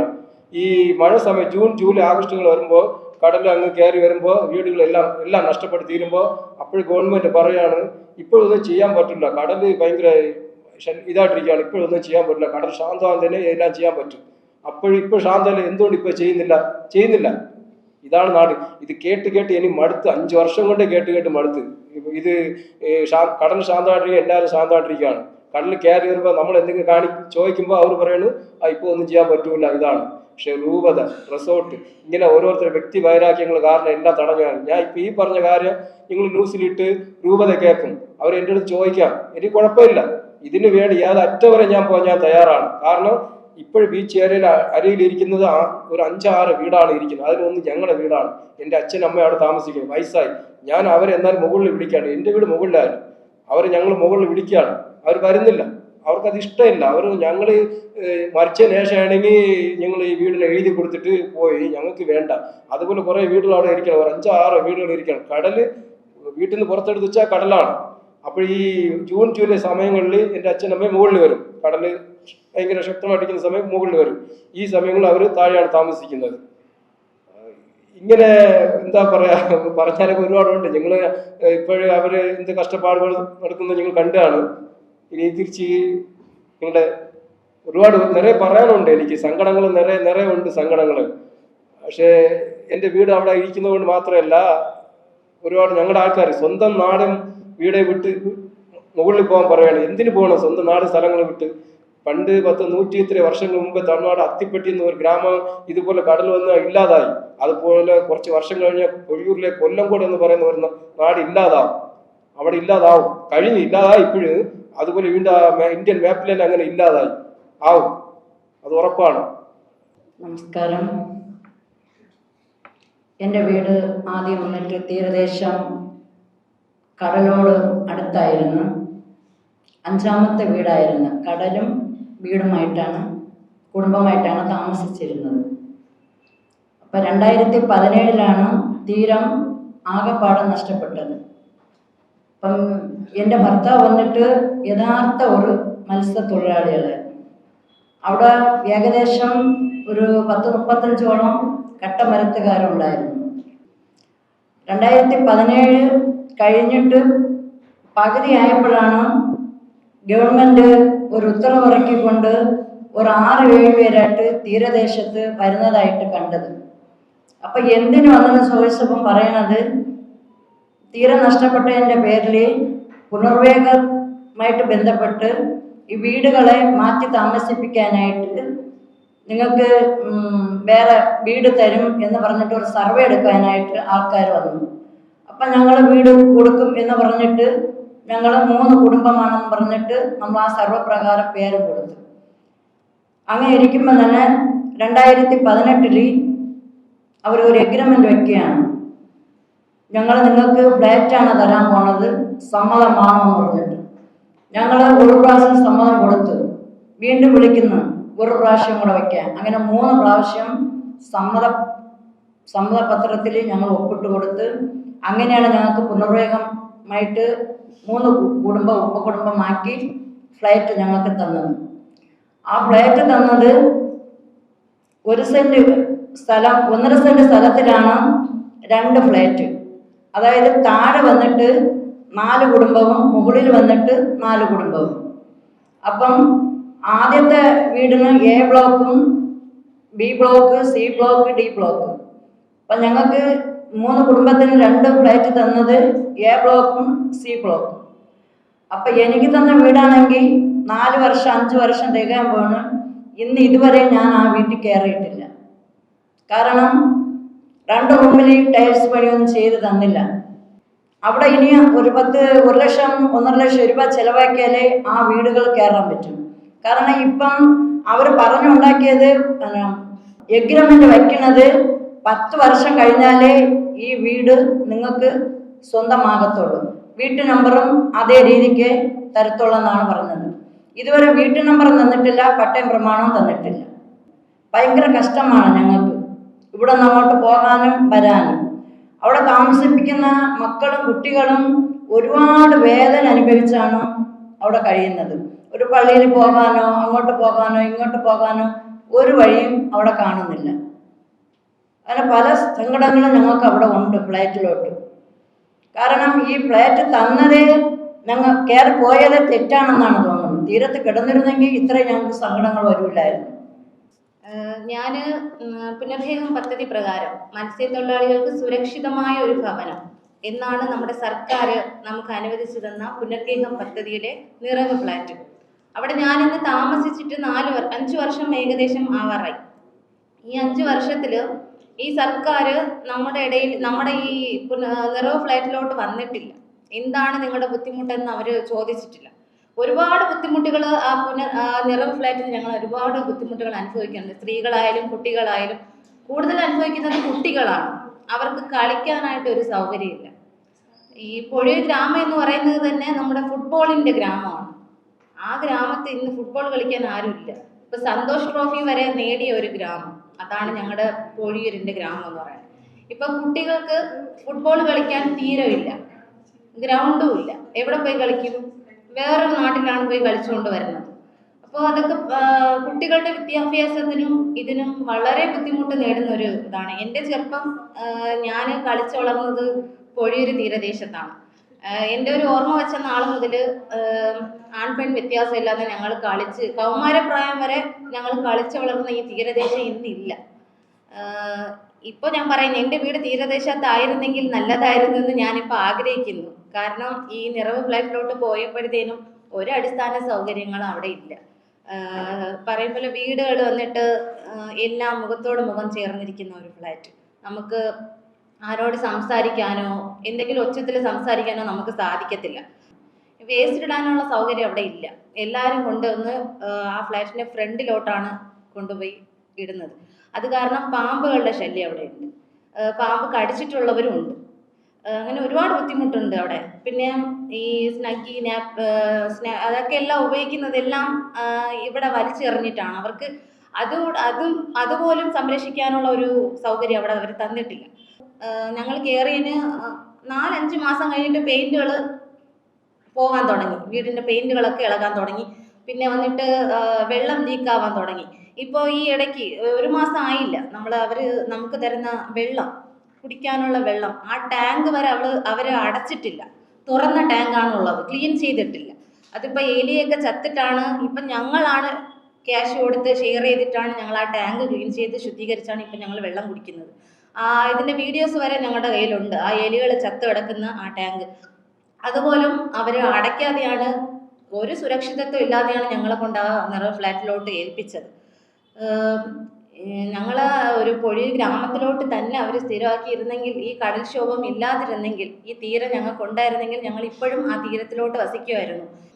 പിന്നെ ഞങ്ങൾ കളിച്ചു വളർന്ന ഈ തീരം നഷ്ടപ്പെട്ടപ്പോൾ ഞങ്ങൾക്ക് മാത്രമല്ല നഷ്ടപ്പെട്ടത്, ഒരുപാട് കുട്ടികൾക്കാണ്. അവരുടെ വിദ്യാഭ്യാസത്തിന് അത് ബാധിച്ചു. അവർ ഒരുപാട് പേര് സ്കൂളിൽ പോകാതെ മടിച്ചിരുന്ന് ലഹരിക്ക് വേണ്ടി അടിമപ്പെട്ട് കഴിഞ്ഞു. കുട്ടികളെല്ലാം എല്ലാവരും ഇപ്പോൾ ഫ്ലാറ്റിലോട്ട് വന്ന കുട്ടികളും ഒരുപാട് പേര് ലഹരിക്ക് അടിമപ്പെട്ട് സ്കൂളിൽ പോകാതെ വീട്ടിൽ തന്നെ അടഞ്ഞിരുന്ന് അവർക്ക് പുറത്തോട്ട് പോകുന്നതിനുള്ള ഒരു ശാന്തത അവർക്ക് കിട്ടുന്നില്ല. അതുകൊണ്ടാണ് അവർ വീട്ടിൽ തന്നെ ഇരുന്ന് ഇങ്ങനെ കൂട്ടുകൂടി ലഹരിയിലൊക്കെ അടിമപ്പെട്ട് ഒരുപാട് വേദനകൾ അവർ അനുഭവിക്കുന്നുണ്ട്. പ്രിയപ്പെട്ടവരെ, ഒന്ന് നേരത്തെ പറഞ്ഞതുപോലെ ഈ കടൽ തീരം വെറുതെ ഞങ്ങൾക്കൊരു പണിസ്ഥലം മാത്രമായിരുന്നില്ല. കാരണം ഞങ്ങളുടെ ഒരു സാംസ്കാരിക ഇടപെടലായിരുന്നു. കാരണം ഇപ്പോഴല്ല, എനിക്ക് തോന്നുന്നു പൊഴിയൂരുമായിട്ടൊക്കെ ഉള്ള ഒരു ബന്ധം എനിക്കൊരു 10-30 വർഷം ഞാൻ PCOയിൽ ജോലി ചെയ്തിരുന്ന സമയത്ത് തന്നെ ഞങ്ങളവിടെ കൃത്രിമ പാലുകൾ, ആർട്ടിഫിഷ്യൽ റീഫ് നമ്മളിടാൻ വേണ്ടിയിട്ട് കടൽ തീരം അവിടെ പോയിട്ടുണ്ടായിരുന്നു. എനിക്കൊന്ന് 10-25 വർഷത്തിന് മുമ്പാണ്. ആ സമയം മുതൽ ഞാൻ നിരന്തരമായിട്ട് ബന്ധപ്പെട്ടുകൊണ്ടിരുന്ന ഒരു പ്രദേശമാണ് പൊഴിയൂർ എന്ന് പറയുന്നത്. അപ്പം ഞാൻ അന്ന് തുടങ്ങി, പൊഴിയൂർ മാത്രമല്ല എൻ്റെ ഗ്രാമം ഉൾപ്പെടെ വേളി ഉൾപ്പെടെ ഇപ്പം തീരെ ശോഷണം അനുഭവിച്ചു കൊണ്ടിരിക്കുന്ന പ്രദേശമാണ്. അപ്പം ഇവിടെയൊക്കെ നോക്കുകയാണെങ്കിൽ ഏകദേശം ഒരു 600 മിനിമം ഒരു 600 മീറ്റർ എങ്കിലും, പലയിടത്തും ചിലത് 1 കിലോമീറ്ററോളം തീരം ഉണ്ടായിരുന്ന സ്ഥലങ്ങളൊക്കെ ഉണ്ടായിരുന്നു. അപ്പൊ അവിടെ ഈ പറയുന്ന പോലെ ഒരു ഫുട്ബോൾ കളി അല്ലെങ്കിൽ ചീട്ടുകളിയിൽ ഉപരി നേരത്തെ പറയുകയാണെങ്കിൽ സിനിമ കോട്ടകളൊക്കെ ഉണ്ടായിരുന്ന സ്ഥലമാണ്. ഇപ്പോഴാണല്ലോ തിയേറ്ററുകളൊക്കെ നമുക്ക് അടുത്തടുത്ത് വന്നിട്ടുള്ളത്. അന്ന് വലിയ അളവിൽ എന്ന് പറഞ്ഞാൽ ഈ പറഞ്ഞ പൊഴിയൂരൊക്കെ എന്ന് പറഞ്ഞാൽ ജനനിബിഡമായ പ്രദേശമാണ്, ജനസാന്ദ്രത കൂടിയ പ്രദേശമാണ്. അവിടെയൊക്കെ വലിയ സിനിമാ കോട്ടകളൊക്കെ കെട്ടിയിട്ട് അവിടെ ശനിയാഴ്ച ഞായറാഴ്ചയൊക്കെ നിരന്തരം ആയിരക്കണക്കിന് ആളുകൾ ആ കോട്ടയിൽ വന്ന് സിനിമ കണ്ടിരുന്ന സ്ഥലങ്ങളാണ്. മറ്റൊന്ന് ഈ പറഞ്ഞ കേരളത്തിൽ നോക്കുകയാണെങ്കിൽ ഫുട്ബോൾ പ്ലേയേഴ്സ് നാഷണൽ ടീമുകളിലും ഇന്റർനാഷണൽ ടീമിലും അതുപോലെ തന്നെ പ്രത്യേക പല സംഘടനകളുടെ ടീമുകളിൽ നോക്കുകയാണെങ്കിൽ ഏറ്റവും കൂടുതൽ ഫുട്ബോൾ പ്ലേയേഴ്സിന് നൽകിയിട്ടുള്ള തീരദേശമാണ്. പിന്നെ മത്സ്യ സംസ്കരണത്തിന്റെ വ്യത്യസ്ത രീതികളുണ്ടായിരുന്നു. മത്സ്യം ഒരു രീതിയിൽ ഇപ്പം കണ്ട രീതിയിൽ മാത്രമല്ല, ഉണക്കിയ മാത്രമല്ല സംസ്കരിച്ചത്. വലിയ കുഴി കുത്തിയിട്ട് അതിനകത്ത് ഉപ്പ്, പിന്നെ ഒരു ലെയർ ഉപ്പ്, ഒരു ലെയർ എന്ന് പറഞ്ഞാൽ വലിയ നമ്മുടെ പച്ച ഓല വെട്ടി മെടഞ്ഞ് ഈ കുഴിക്കകത്ത് വെച്ചിട്ട് ഒരു ലെയർ ഉപ്പും ഒരു ലെയർ ഇതുമൊക്കെ ഇട്ട് മാസങ്ങളോളം അത് കുഴിക്കകത്ത് കിടന്നിട്ട് പിന്നെ എടുത്തുകൊണ്ട് അതിന് വിൽക്കുന്ന രീതി ഉണ്ടായിരുന്നു. മാത്രമല്ല ഞങ്ങൾക്ക് മത്സ്യം സംസ്കരിക്കുന്നതിന് പ്രത്യേക കൂടങ്ങളുണ്ടായിരുന്നു, പ്രത്യേക ഇടങ്ങൾ. ഞങ്ങൾ പ്രത്യേക ഓല മേഞ്ഞ ചില ഇടങ്ങളാണ്. ഓരോ സ്ഥലത്ത് ഓരോ ഇത് പറയും. ഞങ്ങളുടെ അവിടെ പിന്നെ കൂടങ്ങൾ എന്ന് പറയും. ലോറികൾ വന്നിട്ട് വലിയ ത്രാസൊക്കെ കൊണ്ടുവന്ന് അവിടെ വന്നിട്ട് ഇതിനെ തൂക്കി ചാക്കിലും കടകളിലും ഒക്കെ മീനുകൾ തൂക്കിക്കൊണ്ടുവന്ന്. അന്ന് തീരദേശത്ത് നല്ലൊരു മണമുണ്ട്. ആ സമയത്ത് ഒരു മത്സ്യത്തിന്റെ, ഉണക്ക മത്സ്യത്തിന്റെ ഭയങ്കരമായൊരു മണമുണ്ടായിരുന്ന ഒരു കാലഘട്ടം ഉണ്ടായിരുന്നു. ഇന്ന് ഈ ഇടങ്ങളാണ് ഞങ്ങൾക്ക് നഷ്ടപ്പെട്ടു പോയത്. ഒരു മണല് മാത്രം പോയതല്ല, ഞങ്ങളുടെ സംസ്കാരം മാത്രം. വേറൊരു കാര്യം കൂടിയുണ്ട്, ഭയങ്കര ഷെയറിങ് രീതിയുള്ള ഒരു കൂട്ടരായിരുന്നു മത്സ്യത്തൊഴിലാളികൾ. കാരണം ഒരു വീട്ടിൽ ഒരു വലയിൽ മീനുണ്ടെങ്കിൽ എല്ലാ വീട്ടിലും മത്സ്യം വന്ന് കറി വെക്കും. കറി വെക്കാത്തവരന്ന് പൈസ കൊടുക്കേണ്ട കാര്യമൊന്നുമില്ല. മത്സ്യം വീട്ടിൽ കറി വെക്കാനില്ലെങ്കിൽ അയാൾ ആ വലയുടെ തൊട്ടടുത്ത് പോയി നിൽക്കുമ്പോൾ അവർക്ക് ഫ്രീ ആയിട്ട് മത്സ്യം കൊടുക്കും. വയസ്സായ ആളുകളെ കൺസിഡർ ചെയ്തിട്ടുണ്ടായിരുന്നു, രോഗികളായ ആളുകളെ കൺസിഡർ ചെയ്തിട്ടുണ്ട്. അവർക്കൊക്കെ മത്സ്യം കൊടുത്തതിന് ശേഷം ബാക്കിയുള്ള മത്സ്യം മാത്രം വിൽക്കുന്ന ഒരു സംസ്കാരം ഉണ്ടായിരുന്നൊരു മനുഷ്യരായിരുന്നു. അങ്ങനെയുള്ള അപ്പം നമ്മളിവിടെ കാണുമ്പോൾ കടലെടുത്തു കൊണ്ടുപോയ മണലിന്റെ കഥ പറയുമ്പോഴത്തേക്കും ഞങ്ങൾക്ക് തീരത്തോടൊപ്പം നഷ്ടപ്പെട്ടു പോയ മനുഷ്യന്റെ സാംസ്കാരികമായിട്ടുള്ള ഇടത്തെക്കുറിച്ച് കൂടി നമ്മൾ, വിദ്യാഭ്യാസപരമായ ഒരു ഇടത്തെക്കുറിച്ച് കൂടിയുള്ളത്, ഞങ്ങളുടെ കൂട്ടായ്മയുടെ ഇടത്തെക്കുറിച്ച് കൂടി നമ്മളിവിടെ സംസാരിക്കേണ്ടതായിട്ടുണ്ട്. ഇനി ഇവിടെ നമ്മളൊരു ഇതിന് ഇത്രയും കാലമുണ്ടായ ഈ കടൽ തീരം നഷ്ടപ്പെടുന്നതിനെ സംബന്ധിച്ച് ഏത് ഗണത്തിലാണ് ഉൾപ്പെടുത്തിയെന്ന് എനിക്കറിയത്തില്ല. ഇത് ഡിസാസ്റ്റർ ആട്ടോ. ഇത് ഒരു സാധാരണ വരുന്ന ഒരു പ്രളയം പോലെ മാത്രമേ ഇതിനെ സർക്കാർ കൈകാര്യം ചെയ്യുന്നുള്ളൂ.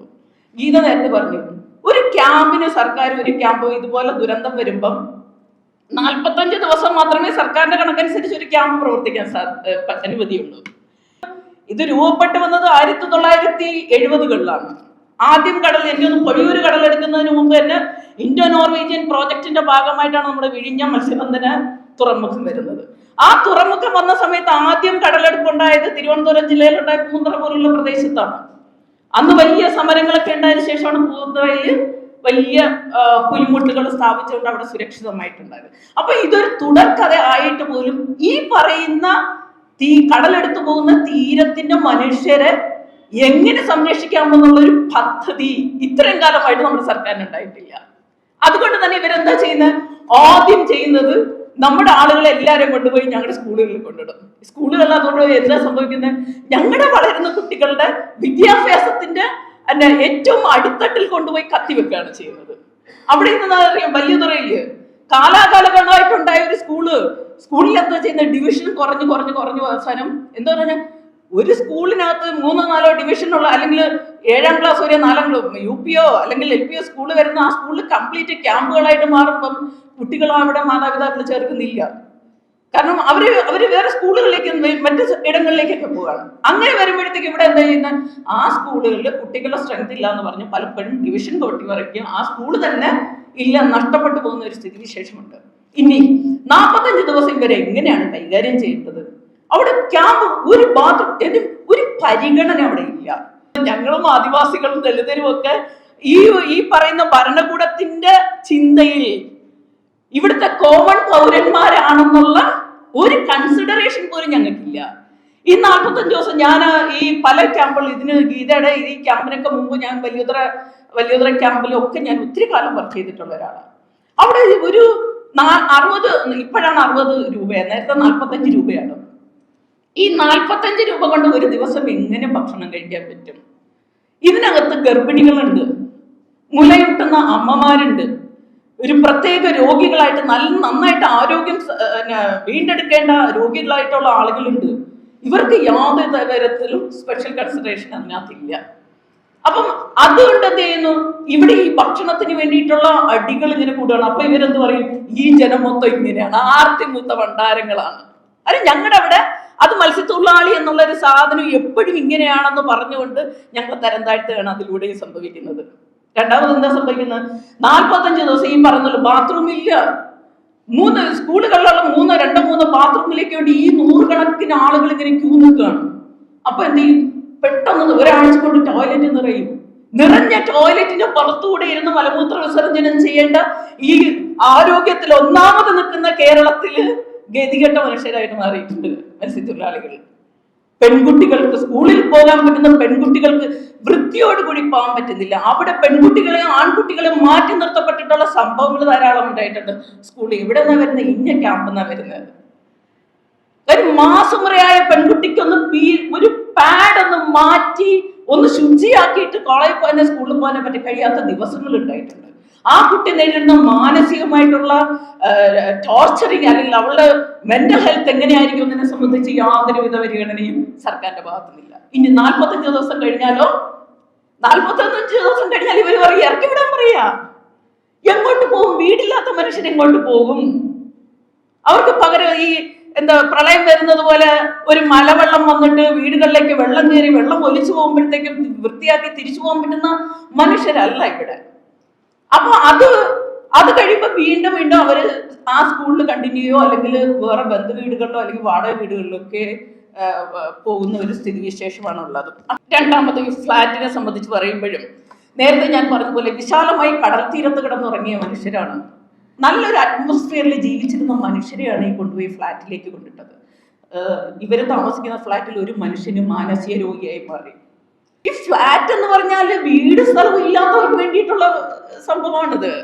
ഈ പറഞ്ഞിരിക്കുന്ന നമ്മുടെ പുനർഗേഹം പദ്ധതി എന്ന് പറഞ്ഞാൽ അല്ലെ ലൈഫ് പദ്ധതി എന്ന് പറയുന്നത്, ഞങ്ങൾ വീട് സ്ഥലവും ഇല്ലാത്തവരായിരുന്നില്ല.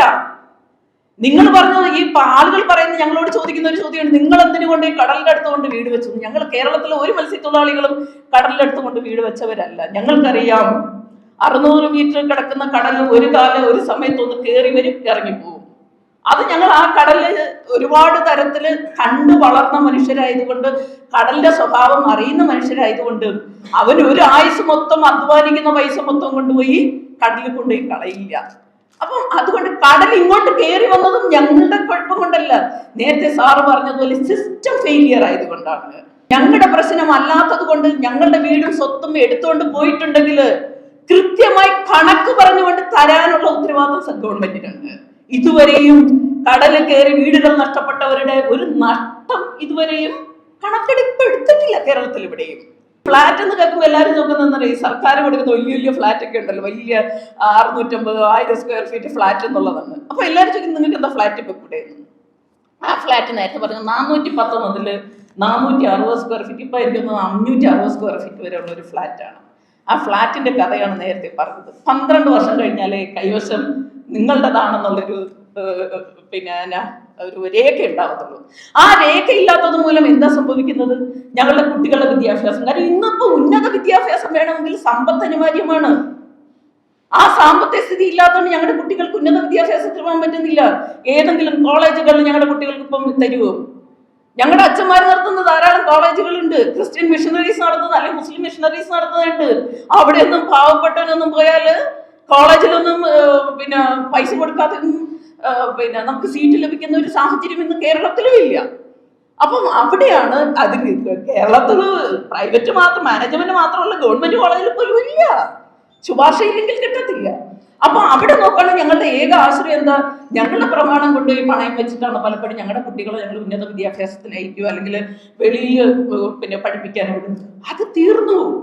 മറ്റൊന്ന്, പെട്ടെന്നൊരു അസുഖം വന്നു, എനിക്ക് ഏതെങ്കിലും വലിയൊരു ഹോസ്പിറ്റലിൽ കൊണ്ട് രക്ഷപ്പെടുത്തണമെങ്കിൽ പണം ഇവിടെ അനിവാര്യമാണ്. ഇനി ഏതെങ്കിലും നേരം ഒരു തൊഴിലുപകരണം ഉണ്ടാകും അല്ലെങ്കിൽ ഒരു തൊഴിൽ സ്ഥാപനം ഉണ്ടാക്കണം. അതുണ്ടാക്കണമെങ്കിലും പൈസ അനിവാര്യമാണ്. അതിനൊക്കെ മത്സ്യത്തൊഴിലാളികളെ സംബന്ധിച്ച് സർക്കാർ ഉദ്യോഗസ്ഥരോ അല്ലെങ്കിൽ മറ്റൊന്നും ഈട് കൊടുക്കാനില്ലാത്തതുകൊണ്ട് ഞങ്ങളുടെ ഈടെന്ന് പറഞ്ഞാൽ ഞങ്ങളുടെ വസ്തുവും ഞങ്ങളുടെ വീടുമായിരുന്നു, അതില്ലാതായി പോകുന്നു.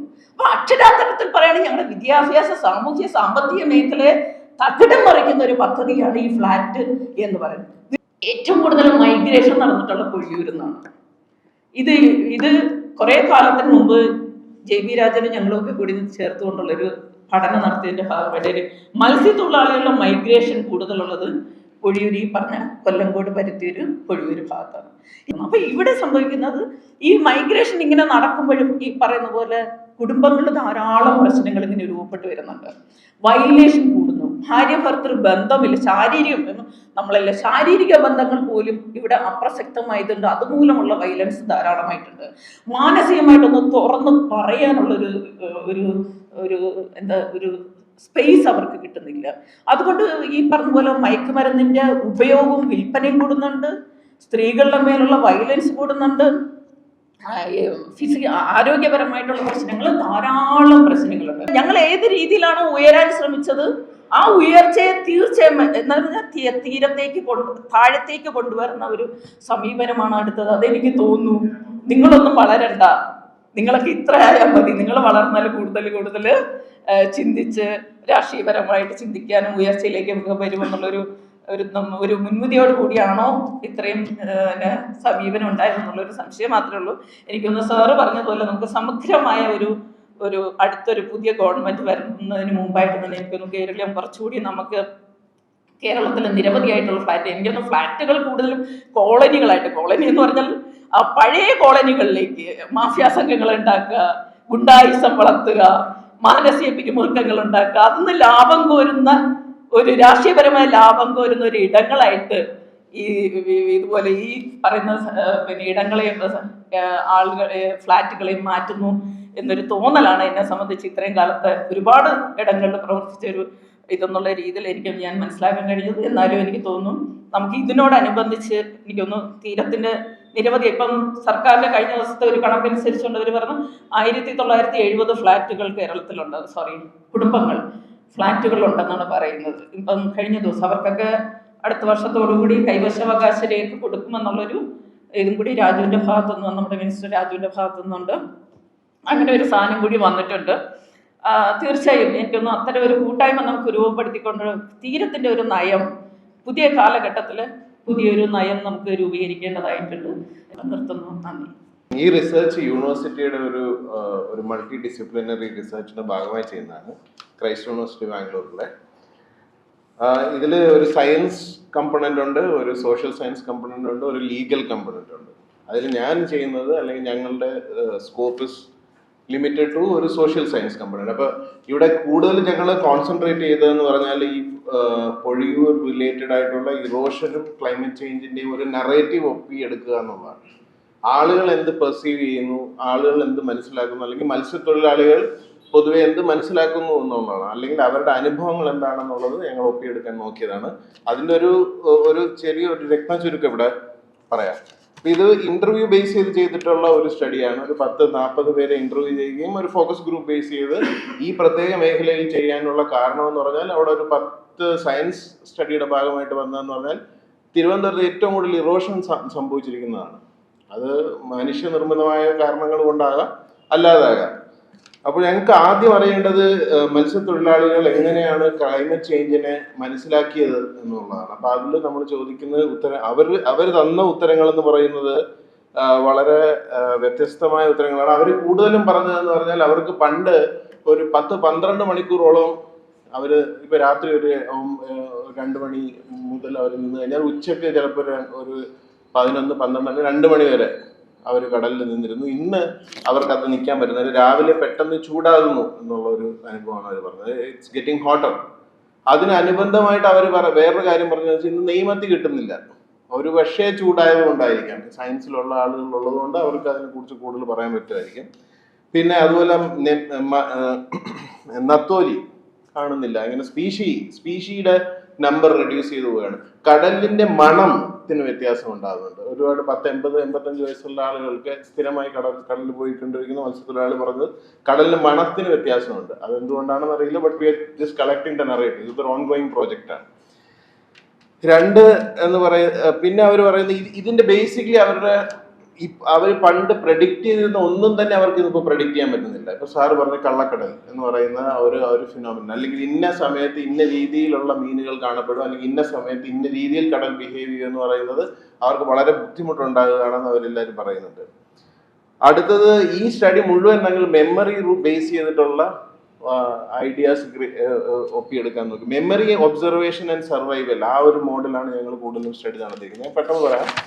അടുത്തായിട്ട് ഞങ്ങൾ ചോദിച്ചത് എന്താണ് അവർക്ക് ഇറോഷൻ, ഇപ്പൊ കടപ്പുറം ഇല്ലാതാകുന്നത് കൊണ്ട് അവർക്ക് എന്താ, ഇപ്പൊ മാം പറഞ്ഞതുപോലെ അവർക്ക് കടപ്പുറം ഒരിക്കലും ഒരു നിയർ ഒരു മാർക്കറ്റ് സ്പേസ് മാത്രമല്ല, അവരുടെ കമ്മ്യൂണിറ്റി സ്പേസ് ആണ്, അവരുടെ ലൈഫാണ്.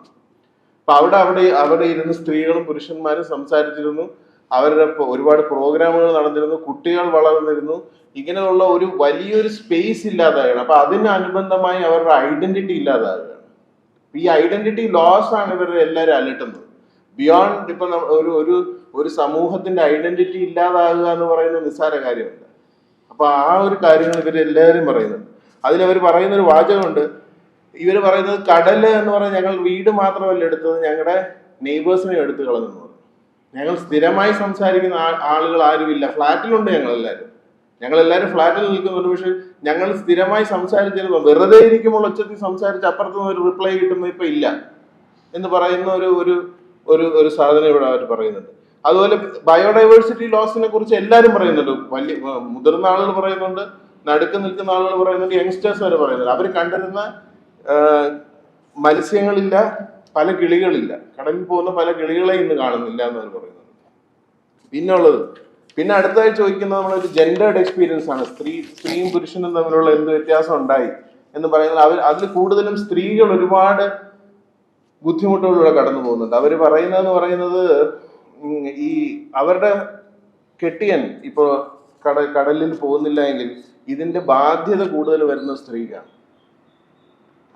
He is a breadwinner, but she is the one who manages everything. അപ്പൊ എല്ലാം മാനേജ് ചെയ്യുന്ന ഒരു വ്യക്തിക്കാണ് ഇത് ഏറ്റവും കൂടുതൽ ഇമ്പാക്ട് ഉണ്ടാക്കുന്നത്. അപ്പൊ സ്ത്രീകളുടെ ലൈഫ് ശിഥിലമാകുന്ന ഒരു അവസ്ഥ അവിടെ ഉണ്ടാകുന്നുണ്ട്.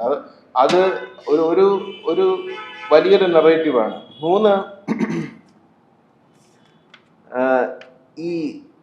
ഞങ്ങൾക്ക് ഏറ്റവും കൂടുതൽ ഇമ്പാക്ട് ഉണ്ടാക്കിയ കാര്യം എന്ന് പറഞ്ഞാൽ ഈ ഒരു സ്ഥലത്ത് നിന്ന് അവർ വേറെ ഒരു സ്ഥലത്തേക്ക് പോയി ഫിഷിംഗ് ചെയ്യുക എന്ന് പറയുന്നത്, ഒരു മാർക്കറ്റ് പുതിയതായിട്ട് കണ്ടെത്തുക എന്നുള്ളതാണ്. അപ്പൊ ഈ ട്രാവൽ, അല്ലെങ്കിൽ സ്ത്രീകൾ ഒരു സ്ഥലത്ത് നിന്ന് വേറൊരു മാർക്കറ്റിലേക്ക് പോയി മത്സ്യം വിൽക്കാൻ നോക്കുക, അവിടെ നിന്ന് മത്സ്യം കളക്ട് ചെയ്യുക, ഇതെല്ലാം അവരുടെ കൾച്ചറൽ റൂട്ട്സിനെ ഭയങ്കരമായി എഫക്ട് ചെയ്തിട്ടുണ്ട്. ഇത് ഞാൻ വളരെ കുറച്ചൊരു സ്പീഡിൽ പറഞ്ഞ് അവസാനിപ്പിക്കുന്നതേ ഉള്ളൂ. ഇതിൽ നിന്ന് മനസ്സിലാക്കിയ കാര്യം, ഈ erosion whatever, be it climatic അല്ലെങ്കിൽ വേറെ എന്ത് തരത്തിലായിക്കോട്ടെ, it is pulling the life out of a system. ഒരു കമ്മ്യൂണിറ്റി, ഒരു ഐഡന്റിറ്റി, ഒരു കൾച്ചർ വാനിഷ് ചെയ്യുകയാണ്. അപ്പൊ ഇതാണ് ഞങ്ങൾ ചെയ്തുകൊണ്ടിരിക്കുന്ന സ്റ്റഡി. ഞാൻ ഇങ്ങനെ ഒരുപാട് സംസാരിച്ച സമയം കളയുന്നില്ല. അപ്പോൾ താങ്ക് യു ഫോർ ദാറ്റ്. എല്ലാവർക്കും നമസ്കാരം. തീരശോഷണവുമായി ബന്ധപ്പെട്ട് പൊഴിയൂരിൻ്റെ അതിജീവന പ്രതിസന്ധിയുടെ വിവിധ മാനങ്ങളെക്കുറിച്ച് ഇവിടെ മുമ്പേ സംസാരിച്ചിരുന്ന ആളുകൾ സൂചിപ്പിച്ചു. ഇതിനകത്ത് ഒരു കാര്യം കൂടെ കൂട്ടിച്ചേർക്കുക എന്നാണ് ഞാൻ ചെയ്യാൻ ഉദ്ദേശിക്കുന്നത്. അതായത് തീരശോഷണത്തിൻ്റെ ഒരു കോണ്ടെക്സ്റ്റിൽ പൊഴിയൂരിലെ ഒരു തദ്ദേശീയ ജനത എങ്ങനെയാണ് ഭരണകൂടം മുന്നോട്ട് വയ്ക്കുന്ന ഒരു ടെക്നോക്രാറ്റിക് ലോജിക്കിലേക്ക് ചിന്തിക്കാൻ, അല്ലെങ്കിൽ അങ്ങനത്തെ ഒരു ടെക്നോക്രാറ്റിക് ലോജിക്കിലേക്ക് മാറി ചിന്തിക്കാൻ തുടങ്ങിയത്, അതിനെക്കുറിച്ച് ചില കാര്യങ്ങൾ പറയാമെന്നാണ് ഞാൻ വിചാരിക്കുന്നത്. ഒന്ന്, ഈ ജിസാറ് തുടക്കത്തിൽ തന്നെ പറഞ്ഞു, തീരശോഷണം ഉണ്ടാകാനുള്ള കാരണം ഹാർബർ നിർമ്മാണം, പുലിമുട്ട് നിർമ്മാണം, ഇതാണ് അതിൻ്റെ വടക്ക് ഭാഗത്ത് തീരശോഷണവും തെക്ക് ഭാഗത്ത് തീരം വെപ്പും, ഇതാണ് അതിൻ്റെ സയൻസ്. ഇപ്പോൾ പൊഴിയൂരിലെ ക്രൈസിസ് എന്ന് പറയുന്നത് തമിഴ്നാട്ടിലെ കന്യാകുമാരി ജില്ലയിലെ തേങ്ങാപട്ടണത്തുണ്ടാക്കിയ ഹാർബർ, അതിൻ്റെ വടക്ക് ഭാഗത്താണ് പൊഴിയൂർ സ്ഥിതി ചെയ്യുന്നത്. പൊഴിയൂരിന് 10-15 കിലോമീറ്റർ തെക്കായിട്ടാണ് തേങ്ങാപട്ടണം ഹാർബർ നിർമ്മിച്ചിട്ടുള്ളത്. അപ്പോൾ അവിടെ ഹാർബർ നിർമ്മിക്കാൻ തുടങ്ങിയതിന് ശേഷമാണ് പൊഴിയൂരിലെ തീരശോഷണം ഇത്രയും രൂക്ഷമായി മാറിയത്. ഇപ്പോൾ തമിഴ്നാട് ഈ പ്രശ്നത്തെ പരിഹരിക്കാൻ ചെയ്തതെന്ന് വെച്ച് കഴിഞ്ഞാൽ തേങ്ങാപട്ടണം മുതൽ പൊഴിയൂർ വരെയുള്ള തമിഴ്നാടിൻ്റെ പ്രദേശങ്ങളിൽ സീവാൾ നിർമ്മിക്കുകയും അതിൻ്റെ മുകളിൽ ടെട്രോപാഡുകൾ ഇടുകയും അതോടൊപ്പം തന്നെ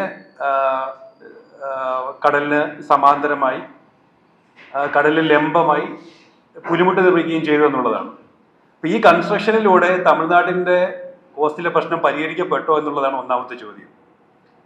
അപ്പോൾ തമിഴ്നാടിൻ്റെ കുറച്ച് ഭാഗങ്ങളിൽ തീരം വെപ്പ് സംഭവിച്ചിട്ടുണ്ടെങ്കിലും ബീച്ചസ് ഇല്ലാത്ത തീരങ്ങളാണ് ഇപ്പോൾ തമിഴ്നാട്ടിലുള്ളത്, തേങ്ങാപട്ടണം മുതൽ ഇപ്പുറത്തോട്ടുള്ള പ്രദേശങ്ങളിലുള്ളത്. പല സ്ഥലങ്ങളിലും സീവാളിലേക്ക് കടൽ വന്ന് കയറുന്ന അത്രയും തരത്തിലുള്ള പ്രശ്നമുള്ള സ്ഥലങ്ങൾ തന്നെയാണ് ഇപ്പോഴും അവിടെ. അപ്പോൾ ഇതുകൊണ്ട് സംഭവിക്കുന്നത് എന്താണ്? ഈ നമുക്കറിയാം കന്യാകുമാരിയിലും തിരുവനന്തപുരത്തും ഒക്കെ പരമ്പരാഗത മത്സ്യബന്ധനം ചെയ്ത് ജീവിക്കുന്ന ആളുകളാണ്. അപ്പോൾ ശരിക്കും ഈ പരമ്പരാഗത മത്സ്യബന്ധന യാനങ്ങൾ ബീച്ച് ലാൻഡിങ് ക്രാഫ്റ്റ്സ് ആണ്. ഈ ക്രാഫ്റ്റ്സിനെ അടുപ്പിക്കാൻ ഹാർബറിന്റെ ആവശ്യമില്ല, ബീച്ച് കൊണ്ടുവന്ന് അടുപ്പിക്കാൻ കഴിയുന്ന ക്രാഫ്റ്റുകളാണ്. അപ്പോൾ ഈ തീരം ഇല്ലാതാകുമ്പോൾ, ബീച്ചസ് ഇല്ലാതാകുമ്പോൾ ഈ ക്രാഫ്റ്റ്സിന്റെ തീരത്തിലേക്ക് ലാൻഡ് ചെയ്യാൻ കഴിയാതെയാകും. അപ്പോൾ ഇപ്പോൾ പൊഴിയൂരിലെ ആളുകൾ ആവശ്യപ്പെടുന്നത് തമിഴ്നാട്ടില് അവിടുത്തെ സർക്കാർ ചെയ്തതുപോലെ ഹാർബറും പുലിമുട്ടും നിർമ്മിക്കണമെന്നുള്ളതാണ്. കേന്ദ്ര സർക്കാർ ഇന്ത്യയിലെ തീരങ്ങളെ സംരക്ഷിക്കുന്നതുമായി ബന്ധപ്പെട്ട് സ്വാമിനാഥൻ കമ്മീഷനെ നിയമിച്ചിരുന്നു. സ്വാമിനാഥൻ കമ്മീഷന്റെ പഠനത്തിൽ അദ്ദേഹം പറയുന്നത് തീരത്ത് നിർമ്മിതികൾ പരമാവധി കുറയ്ക്കണം എന്നുള്ളതാണ്. ഉള്ള നിർമ്മിതികളെ സംരക്ഷിക്കുകയും പുതുതായി നിർമ്മിതികൾ ഉണ്ടാക്കാതിരിക്കുകയും ചെയ്യുക എന്നുള്ളതാണ് സ്വാമിനാഥൻ കമ്മീഷൻ മുന്നോട്ട് വയ്ക്കുന്ന നിർദ്ദേശം. അദ്ദേഹം പറയുന്നത് കടല് തീരത്തേക്ക് കയറി വരുമ്പോൾ നമ്മൾ നിർമ്മാണ പ്രവർത്തനങ്ങൾ കൊണ്ട് അതിനെ പ്രതിരോധിക്കാൻ ശ്രമിക്കാതെ നമ്മൾ പുറകേക്ക് മാറി കടലിനെ അതിന്റെ സ്വാഭാവികമായ രീതിയിൽ പ്രവർത്തിക്കാൻ അനുവദിക്കുക എന്നുള്ളൊരു സൊല്യൂഷനാണ് സ്വാമിനാഥൻ കമ്മീഷൻ മുന്നോട്ട് വയ്ക്കുന്നത്. പക്ഷെ നമ്മളിപ്പം കണ്ടുവരുന്നത് എന്താണെന്ന് വെച്ച് കഴിഞ്ഞാൽ ഒരു സ്ഥലത്ത് പ്രശ്നം ഉണ്ടാകുമ്പോൾ, തീരശോഷണം ഉണ്ടാകുമ്പോൾ അവിടുത്തെ ആളുകളുടെ ഡിമാൻഡായിട്ട് ഉയർന്നു വരുന്നത് ഹാർബർ നിർമ്മാണവും പുലിമുട്ട് നിർമ്മാണവുമാണ്. നമുക്കറിയാം ഇവിടെ ഹാർബറും പുലിമുട്ടും നിർമ്മിച്ചു കഴിഞ്ഞാൽ ഇതിന്റെ വടക്ക് ഭാഗത്ത് ഇപ്പൊ ഇവർ അനുഭവിക്കുന്ന പ്രശ്നങ്ങൾ സ്വാഭാവികമായും ഉണ്ടാകും. അപ്പൊ ഇത് ഒരു സ്റ്റേറ്റിന്റെ ഒരു ബ്യൂറോക്രാറ്റിക് ആയിട്ടുള്ള, ഒരു ടെക്നോക്രാറ്റിക് ആയിട്ടുള്ള ഒരു ലോജിക്കാണ്. അപ്പൊ ഇങ്ങനത്തെ ഒരു ലോജിക്കിലേക്ക് മാറി ചിന്തിക്കാൻ എങ്ങനെയാണ് തീരദേശം പോലെയുള്ള ഒരു സ്പേസിൽ താമസിക്കുന്ന തദ്ദേശീയ ജനത അങ്ങനത്തെ ഒരു ലോജിക്കിലേക്ക് എങ്ങനെയാണ് വരുന്നതെന്നുള്ളതാണ്. ശരിക്കും അവരെ നമുക്ക് കുറ്റം പറയാൻ പറ്റില്ല. കാര്യം ഓൾറെഡി വികസനത്തിന്റെ വിക്ടിംസ് ആയിട്ടുള്ള ആളുകളെ വീണ്ടും വിമർശിക്കുന്നുണ്ട് കാര്യമില്ല. ഇപ്പം തീരശോഷണം മൂലം പൊഴിയൂരിലെ ജനങ്ങൾ അനുഭവിക്കുന്ന പ്രശ്നങ്ങൾ ഇവിടെ എല്ലാവരും പറഞ്ഞു കഴിഞ്ഞു. അവരുടെ ലൈവ്ലിഹുഡ് പ്രതിസന്ധിയിലായി, അവരുടെ ഒരു കൾച്ചറൽ സ്പേസ് നഷ്ടപ്പെട്ടു, അവരുടെ റിലീജിയസ് ലൈഫിന് പ്രശ്നങ്ങളുണ്ടായി. അങ്ങനെ വലിയ പ്രിക്കേരിറ്റേഴ്സിനകത്താണ് തീരദേശത്തെ ജനങ്ങൾ. അതുകൊണ്ട് അവരെ നമുക്ക് കുറ്റം പറയാൻ പറ്റില്ല. എന്തുകൊണ്ടാണ് അവരിങ്ങനെ ഒരു സ്റ്റേറ്റിന്റെ ലോജിക്കിലേക്ക് മാറി ചിന്തിക്കുന്നത്? പക്ഷെ നമ്മൾ അവിടെ ചിന്തിക്കേണ്ട വിഷയം എന്ന് പറയുന്നത് എങ്ങനെയാണ് മൂലധനം ഒരു സമുദായത്തിനകത്തേക്ക്, ഒരു കമ്മ്യൂണിറ്റിക്ക് അകത്തേക്ക്, അതിന്റെ സമസ്ത മേഖലകളിലേക്കും ഭരണകൂടത്തിന്റെ പിന്തുണയോടുകൂടി വ്യാപിക്കുമ്പോൾ തദ്ദേശീയരായ ജനങ്ങൾ അവരുടെ പരമ്പരാഗത ചിന്താ പദ്ധതികളിൽ നിന്ന് മാറി ഒരു സ്റ്റേറ്റിന്റെ ലോജിക്കിലേക്ക് അല്ലെങ്കിൽ ഒരു ക്യാപിറ്റലിന്റെ ലോജിക്കിലേക്ക് മാറി ചിന്തിക്കാൻ എങ്ങനെയാണ് നിർബന്ധിതരാകുന്നത് എന്നതിനെ കുറിച്ചാണ് നമ്മൾ ചിന്തിക്കേണ്ടത്.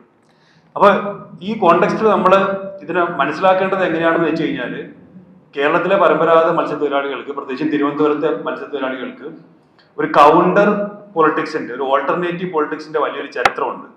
കേരളത്തിലെ മത്സ്യത്തൊഴിലാളി പ്രസ്ഥാനം നമുക്കറിയാം 1980 മുതൽ ഒരു ഡെക്കേഡ് കാലം നീണ്ടു സമരം നടത്തിയ പ്രസ്ഥാനമാണ് കേരള സ്വതന്ത്ര മത്സ്യത്തൊഴിലാളി ഫെഡറേഷന്റെ നേതൃത്വത്തിൽ. അപ്പൊ അങ്ങനെ ഒരു ഓൾട്ടർനേറ്റീവ് പൊളിറ്റിക്സ് മുന്നോട്ട് വെച്ചിട്ടുള്ള ഒരു ഹിസ്റ്ററിയുള്ള ആളുകളാണ് കേരളത്തിലെ പരമ്പരാഗത മത്സ്യത്തൊഴിലാളികൾ. കേരളത്തിലെ അമിത ട്രോളർവൽക്കരണത്തിനെതിരെ നടന്ന സമരങ്ങൾ, എങ്ങനെയാണ് സമുദ്രത്തിന്റെ ആവാസ വ്യവസ്ഥയും റിസോഴ്സ് ഡിപ്ലീഷനും ഉണ്ടാക്കിയത്, ആ വിഷയങ്ങളെല്ലാം തുറന്നു കാട്ടി നടത്തിയ സമരമായിരുന്നു കേരളത്തിലെ പരമ്പരാഗത മത്സ്യത്തൊഴിലാളികളുടെ സമരം. ആ സമരം ഒരു തരത്തിൽ വലിയ വിജയമായിരുന്നു. ആ സമരത്തിന് ശേഷമാണ് കേരളത്തിലെ മൺസൂൺ കാലത്ത് ട്രോളിംഗ് നിരോധനം ഏർപ്പെടുത്തിയത്. മത്സ്യത്തൊഴിലാളികൾക്ക് നിരവധി വെൽഫെയർ മെഷേഴ്സ് സ്റ്റേറ്റിന്റെ ഭാഗത്ത് നിന്ന് കിട്ടാനിടയാക്കിയ സമരമാണ്. ഇങ്ങനെ സമരം ചെയ്യുന്നതിനോടൊപ്പം തന്നെ നമുക്കറിയാം കേരളത്തിന്റെ മരിയനാട് പോലുള്ള സ്ഥലത്ത് കോപ്പറേറ്റീവ് തുടങ്ങി. മാഗ്ലിൻ ചേച്ചി ഇവിടെ സൂചിപ്പിച്ചതുപോലെ കോറൽ ആർട്ടിഫിഷ്യൽ റീഫുകൾ സ്ഥാപിച്ചു. അപ്പൊ ഇങ്ങനെ ഒരു ഓൾട്ടർനേറ്റീവ് പൊളിറ്റിക്സ് മുന്നോട്ട് വെച്ചിട്ടുള്ള ഒരു വിഭാഗമാണ് കേരളത്തിലെ പരമ്പരാഗത മത്സ്യത്തൊഴിലാളി വിഭാഗം. ഇപ്പൊ അങ്ങനെയുള്ള ഒരു വിഭാഗം ആളുകൾ ഒരു സ്റ്റേറ്റിന്റെ ബ്യൂറോക്രാറ്റിക് ലോജിക്കിലേക്ക് മാറി ചിന്തിക്കാൻ തുടങ്ങുന്നു എന്നുള്ളത് നമ്മൾ ഗൗരവത്തോടെ കാണേണ്ട ഒരു വിഷയമാണെന്നാണ് എനിക്കിവിടെ സൂചിപ്പിക്കാനുള്ളത്. ഇപ്പൊ ഈ പരമ്പരാഗത മത്സ്യത്തൊഴിലാളികളുടെ ഇടയിൽ തന്നെ കൊല്ലത്ത് ആൻഡ്രൂസ് എന്ന് പറയുന്ന ഒരു മത്സ്യത്തൊഴിലാളി ഉണ്ടായിരുന്നു, പരമ്പരാഗത മത്സ്യത്തൊഴിലാളിയാണ്. പുള്ളിയുടെ കടലനുഭവങ്ങളെ കുറിച്ച് 3 പുസ്തകങ്ങൾ എഴുതിയിട്ടുണ്ട്. ഈ പുസ്തകങ്ങൾ വായിച്ചു കഴിഞ്ഞാൽ നമുക്ക് മനസ്സിലാവും പുള്ളിക്ക് കടലുമായിട്ടും കടലെന്ന് പറയുന്ന ഒരു സ്പേസുമായിട്ട്, അല്ലെങ്കിൽ അതൊരു തൊഴിലിടം മാത്രമായിട്ടല്ല പുള്ളി കാണുന്നത്. പുള്ളിക്ക് അതിന് വേറെ തരത്തിലുള്ള ഒരു സ്പിരിച്വൽ മീനിങ് ഉണ്ട്. അല്ലെങ്കിൽ അങ്ങനെ ഒരു കടലുമായിട്ടും കടലിലെ ജീവജാലങ്ങളുമായിട്ടും അഭേദ്യമായൊരു ബന്ധമാണ് അദ്ദേഹത്തിനുള്ളത്. അപ്പൊ ഇത്തരത്തിലുള്ള അനുഭവങ്ങളുള്ള നിരവധി പരമ്പരാഗത മത്സ്യത്തൊഴിലാളികൾ തിരുവനന്തപുരത്തിന്റെ തീരത്ത് ഉൾപ്പെടെയുണ്ട്. നമുക്കറിയാം കേരളത്തിലെ ട്രോളർ വ്യവസായം വലിയ രീതിയിൽ വ്യാപിച്ചപ്പോഴും പരമ്പരാഗത മാർഗത്തിൽ ഇപ്പം എഞ്ചിനുകൾ ഉപയോഗിക്കുന്നുണ്ടാവും, എന്നാലും പരമ്പരാഗത മാർഗത്തിൽ പരമ്പരാഗതമായ വലകൾ ഉപയോഗിച്ച് മത്സ്യബന്ധനം നടത്തുന്ന വലിയൊരു വിഭാഗം ജനത ഇപ്പോഴും കേരളത്തിൻ്റെ തീരപ്രദേശങ്ങളിലുണ്ട്. അപ്പോൾ മുതലാളിത്തം നമ്മുടെ ജീവിതത്തിൻ്റെ സമസ്ത മേഖലകളിലേക്ക് വ്യാപിക്കുമ്പോൾ, അത് തീരജീവിതങ്ങളിലേക്ക് വ്യാപിക്കുമ്പോൾ എങ്ങനെയാണ് ഭരണകൂടത്തിൻ്റെ ഇത്തരത്തിലുള്ള പരമ്പരാഗത സങ്കല്പങ്ങളിൽ നിന്ന് മാറി ഓൾട്ടർനേറ്റീവായിട്ടുള്ള രാഷ്ട്രീയത്തിൽ നിന്ന് മാറി ഭരണകൂടത്തിൻ്റെ ഒരു റാഷണാലിറ്റിയിലേക്ക് നമ്മൾ മാറിത്തീരുന്നത് എന്നതിനെക്കുറിച്ച് ആലോചിക്കാനുള്ള ഒരവസരം കൂടിയാക്കി ഇതിനെ മാറ്റണം എന്ന് പറഞ്ഞുകൊണ്ട് ഈ ചർച്ചയിൽ കോൺട്രിബ്യൂട്ട് ചെയ്യാനാണ് ഞാൻ ആഗ്രഹിക്കുന്നത്. അപ്പോൾ അതിനോടനുബന്ധിച്ച് എനിക്ക് അവസാനമായിട്ട് സൂചിപ്പിക്കാനുള്ളൊരു കാര്യം, ഇപ്പോൾ ഇത്തരത്തിൽ തദ്ദേശീയ സമുദായങ്ങൾ ഉൾപ്പെടെ, സമൂഹങ്ങൾ ഉൾപ്പെടെ ഭരണകൂടത്തിൻ്റെ അല്ലെങ്കിൽ മുതലാളിത്തത്തിൻ്റെ ഒരു ലോജിക്കിലേക്ക് മാറി ചിന്തിച്ചുകൊണ്ടിരിക്കുന്ന ഒരു കാലഘട്ടത്തിൽ ഒരു ഓൾട്ടർനേറ്റീവ് പൊളിറ്റിക്സിൻ്റെ, ഒരു ബദൽ രാഷ്ട്രീയത്തിൻ്റെ സാധ്യത എവിടെയാണ് ഉള്ളത് എന്നൊരു ചിന്തയിൽ കൂടി അതിനെക്കുറിച്ച് കൂടി നമ്മൾ ആലോചിക്കണമെന്ന് പറഞ്ഞുകൊണ്ട് ഞാൻ എൻ്റെ വാക്കുകൾ അവസാനിപ്പിക്കുന്നു. നന്ദി, നമസ്കാരം.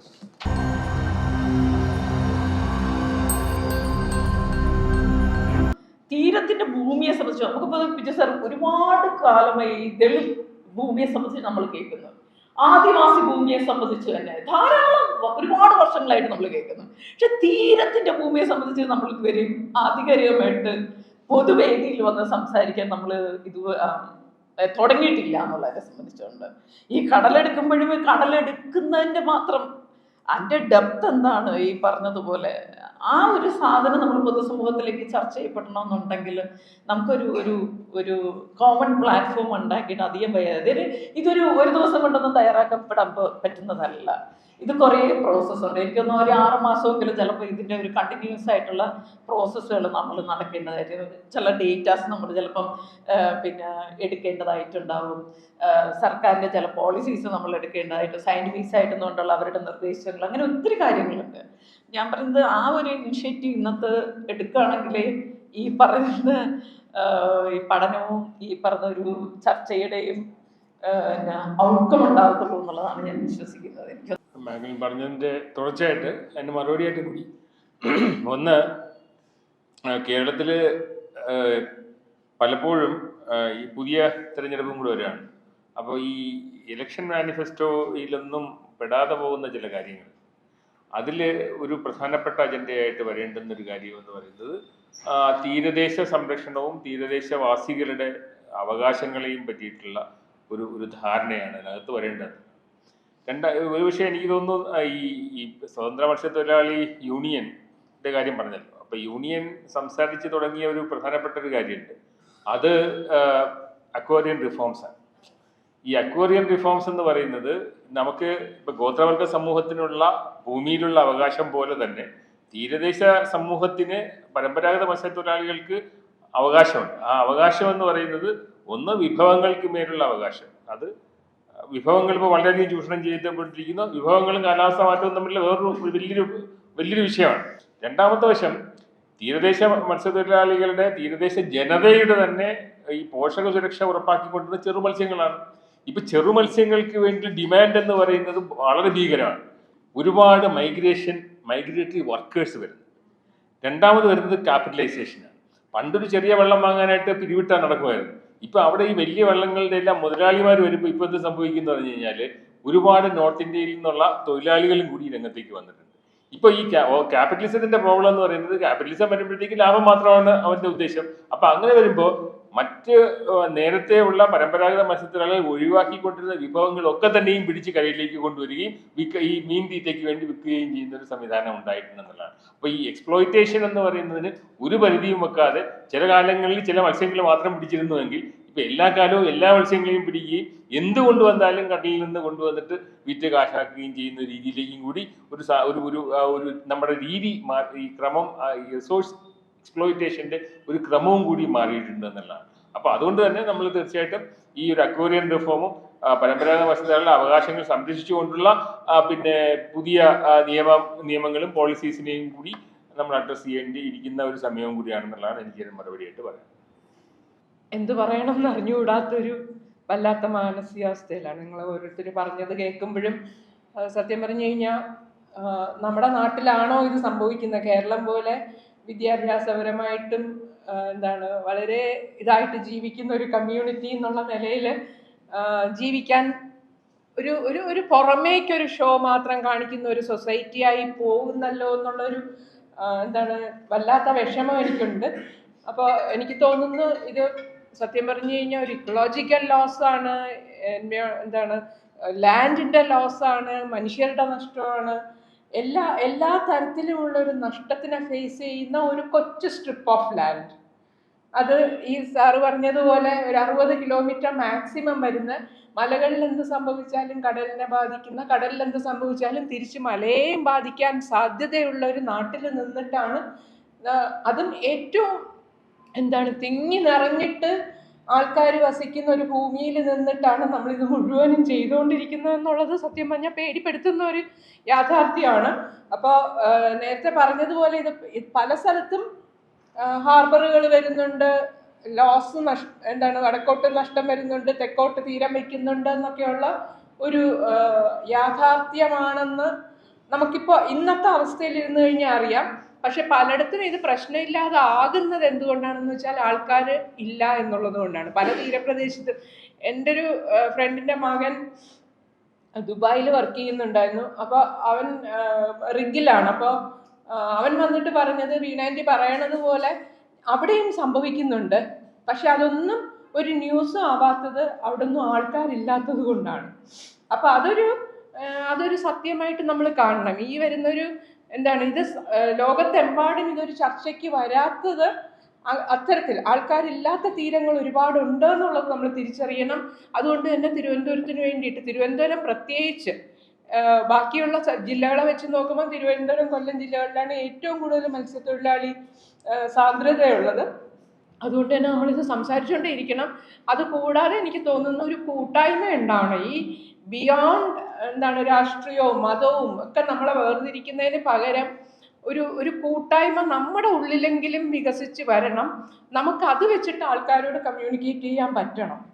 ഇത് രാഷ്ട്രീയപരമായിട്ട് പറയുന്നതല്ല, മതപരമായിട്ട് പറയുന്നതല്ല. ഇത് നമ്മുടെ മുന്നിൽ നമ്മുടെ കാലിൻ്റെ അടിയിൽ നിന്ന് മണ്ണ് ഊർന്നു പോകുന്നതിൻ്റെ യാഥാർത്ഥ്യമാണെന്ന് നമുക്ക് ബോധ്യപ്പെടുത്താൻ പറ്റിയാൽ മാത്രമേ നമുക്ക് ഒരുമിച്ച് നിന്നിട്ട് ഇതിനു വേണ്ടിയിട്ട് എന്തെങ്കിലും ചെയ്യാൻ പറ്റുള്ളൂ. അത്രയാണ് എനിക്ക് പറയാനുള്ളത്. Thank you. അപ്പോൾ നമ്മൾ പൊഴിയൂർ സംബന്ധിച്ച് എന്നുള്ള രീതിയിൽ ചർച്ച തുടങ്ങിയെങ്കിലും പല മാനങ്ങളിലുള്ള അഭിപ്രായങ്ങളാണ്, പല അടരുകളിലുള്ള അഭിപ്രായങ്ങളാണ് ഇവർ ഓരോരുത്തരും പറഞ്ഞത്. അപ്പം ഇതെല്ലാം കേരളത്തിന്റെ തീരശോഷണം നേരിടുന്ന തീരങ്ങൾ മാത്രമല്ല, കേരളത്തിന്റെ പൊതു തീരങ്ങളെ എല്ലാം സംബന്ധിച്ച് വളരെ പ്രാധാന്യമുള്ള കാര്യങ്ങളായിരുന്നു ഓരോരുത്തരും പറഞ്ഞത്. അപ്പോൾ മുന്നോട്ടും ഇത് കേരളത്തിന്റെ തീരപ്രദേശങ്ങളിൽ നേരിടുന്ന പ്രശ്നങ്ങൾക്കും മറ്റും ഒരു സർക്കാർ തലത്തിലും ഒക്കെ ഒരു ഇടപെടൽ ഉണ്ടാകുന്നതിന് കാരണമാകട്ടെ എന്ന് പറഞ്ഞുകൊണ്ട് ഞാൻ എൻ്റെ വാക്കുകൾ